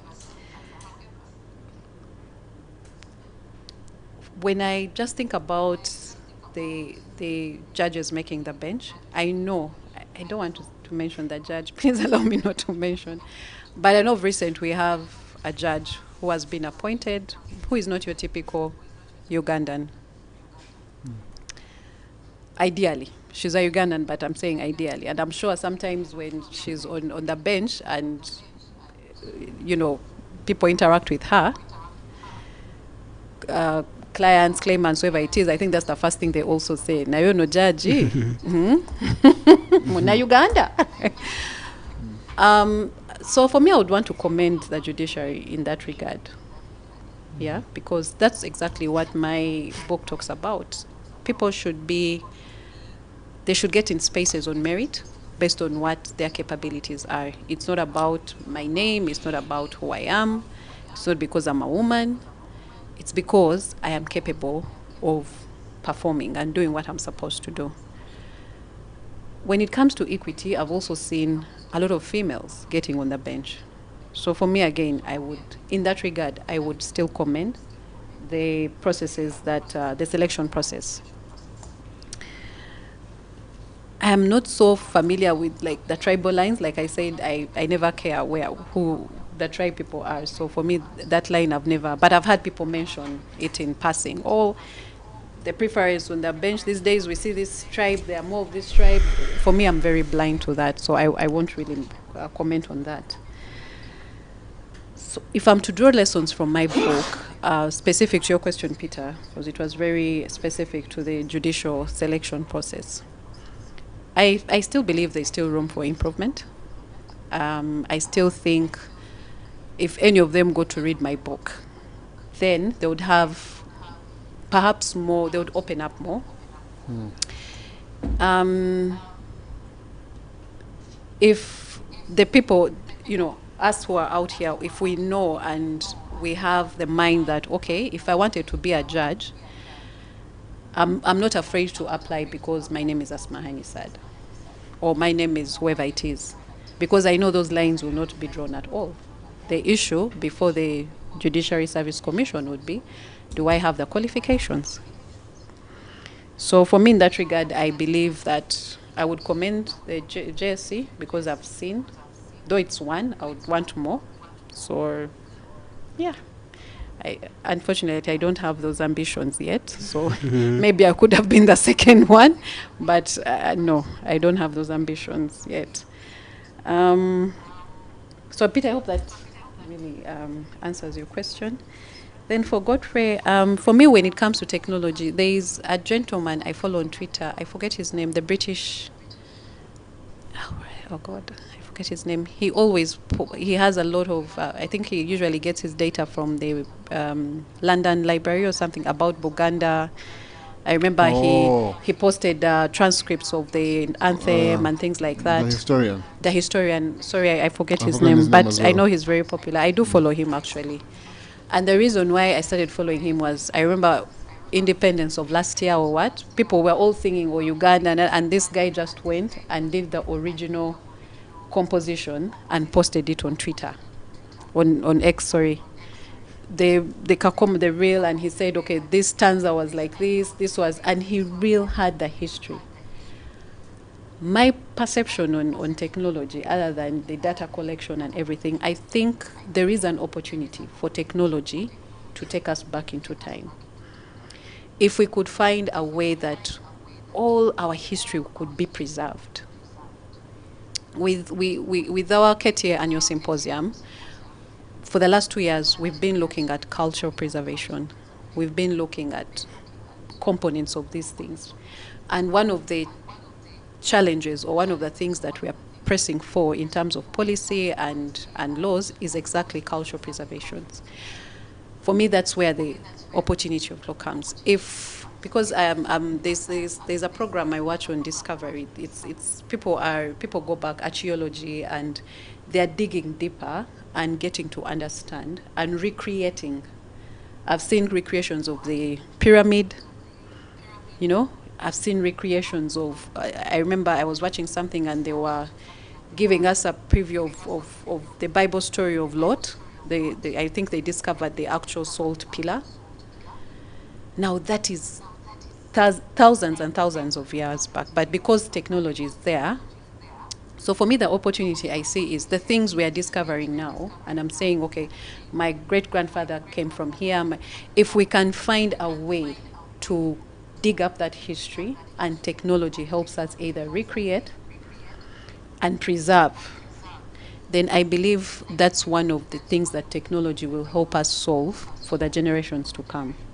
So everyone will have access to know. You don't have to dig deep. I had to really do a lot of research and dig deep and try to really understand these things. Some of the information is not there.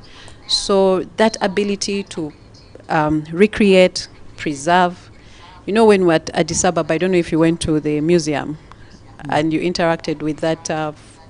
There's that, it's called Who Grace? I think Lucy. This, I think it was the first, yes, the archaeologists dug up this skeleton structure, and when they studied it, they found it was among the first human beings in their ape-like. So they preserved it. I took a lot of pictures because I'm so fascinated about history. So they dug it up, they recreated it, and it's now there in the museum. And when people go there, they tell you this was like the first, or the human pattern. You know, when you talk about human beings from apes and things like that, and they have that preservation there. So, and they're so proud of it as Ethiopians because they can see this and they can trace and they understand and they know, okay, this is where we came from.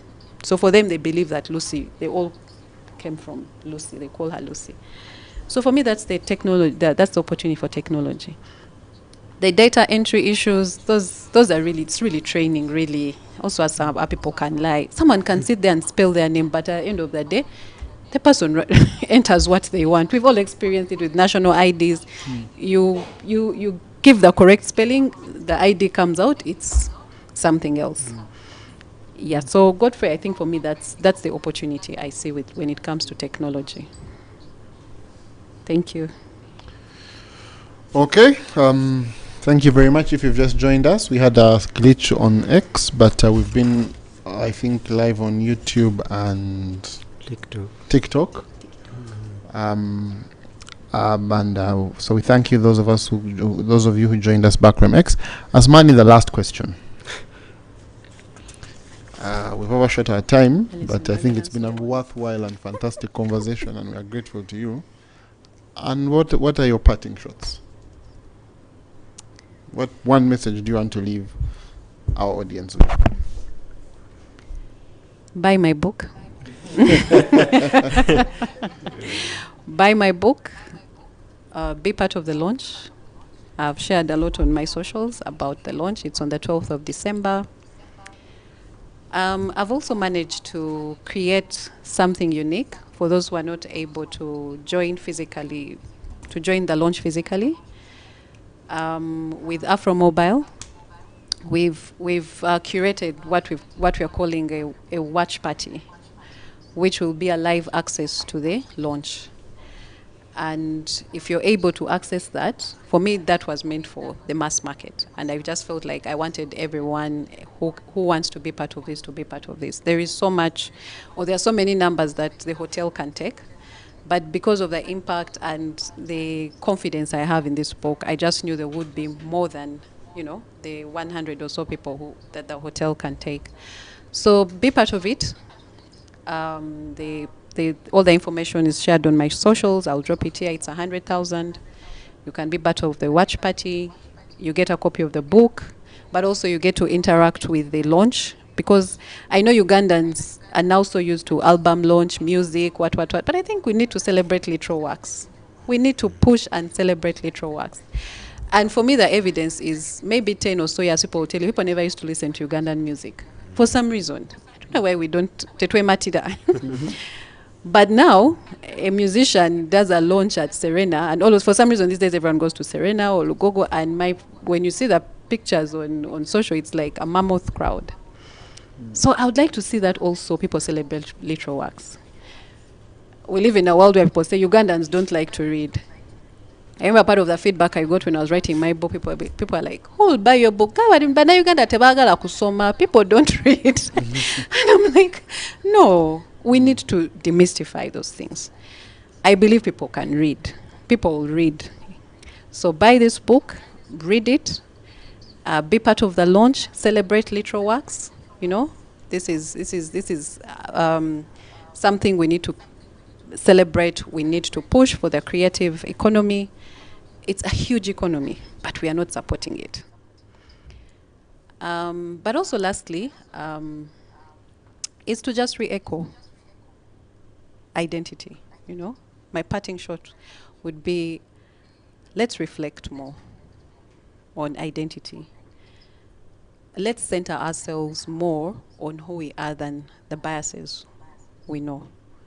we are more than that as individuals, but also as the person right next to you. Yep. So thank you, Elison. Okay, thank you very much to Asmahani. I think we had a few comments, but I think we had read them. I think Yasin Sentumbwe says that he would speak like you've said it. We are only challenged by the way we identify ourselves. We actually don't identify ourselves, but society does. If you've just joined us, we've had a fantastic conversation on identity.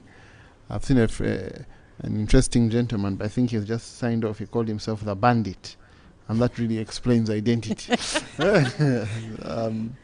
A good man, a good bandit, I hope, and I know. I think the conversation has been refreshing and fantastic, and we are grateful to you, Asmahani. What usually happens here is that I also give my parting shots.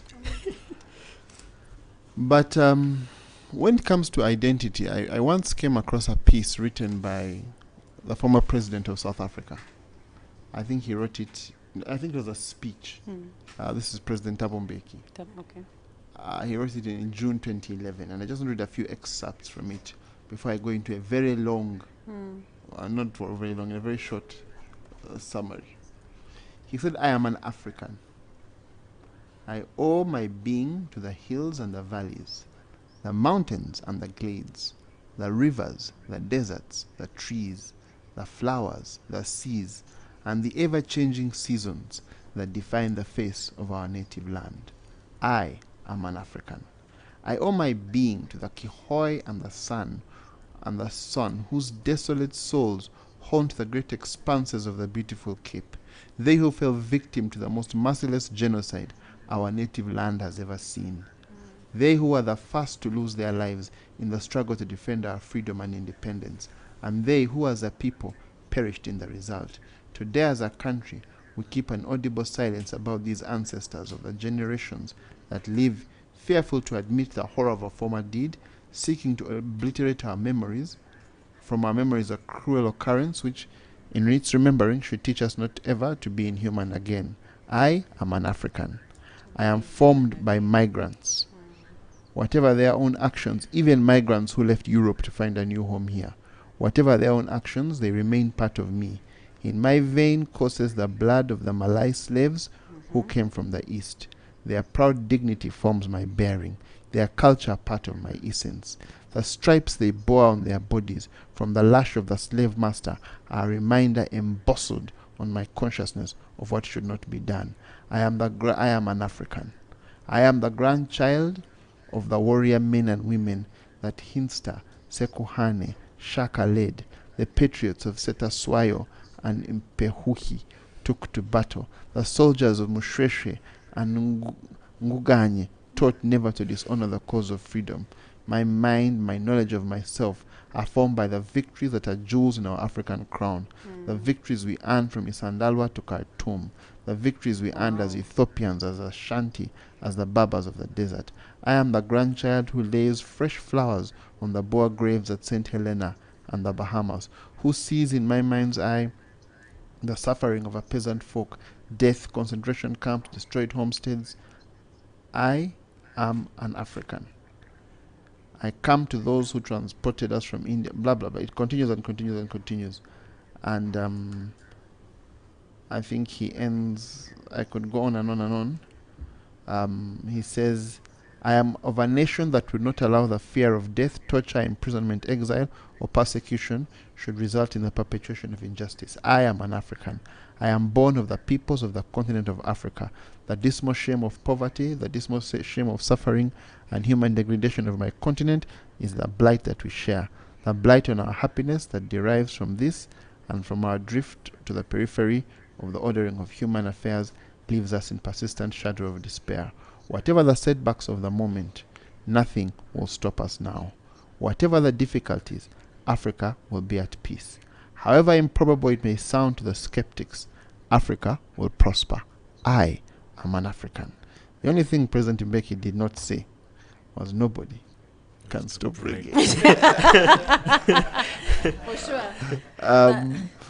But I think listening to what you've said, I think is embodied in the fact that who is the African? Yeah. And I think Thabo Mbeki is saying, at the end of the day, I have all of this blood, even of the European who came here.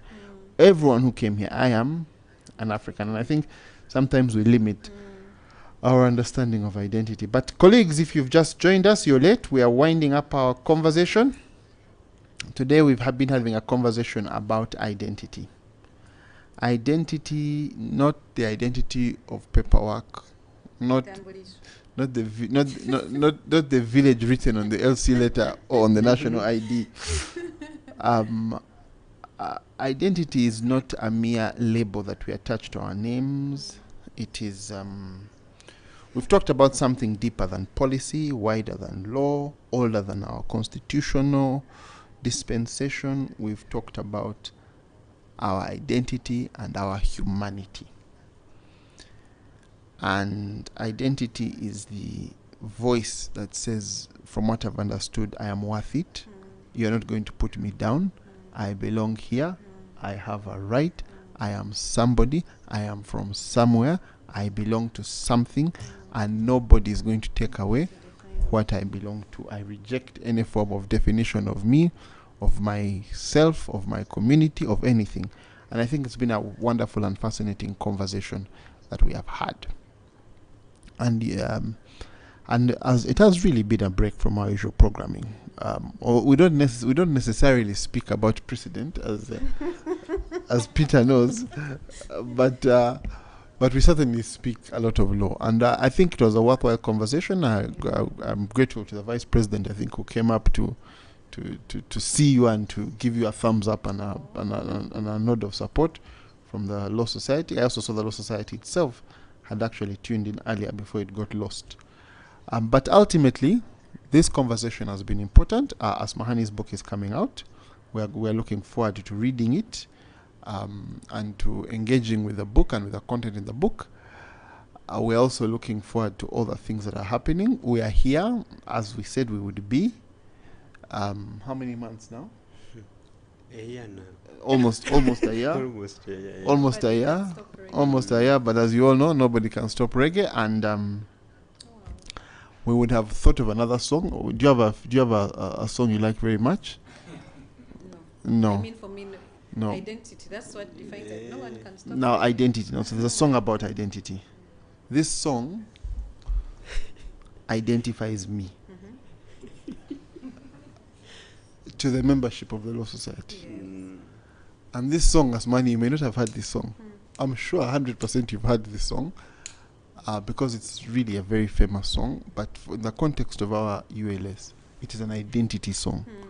And the person identified is me. And so we're going to close with this identity song about me. Ladies and gentlemen, Olimujawa Musaja Sinyanze.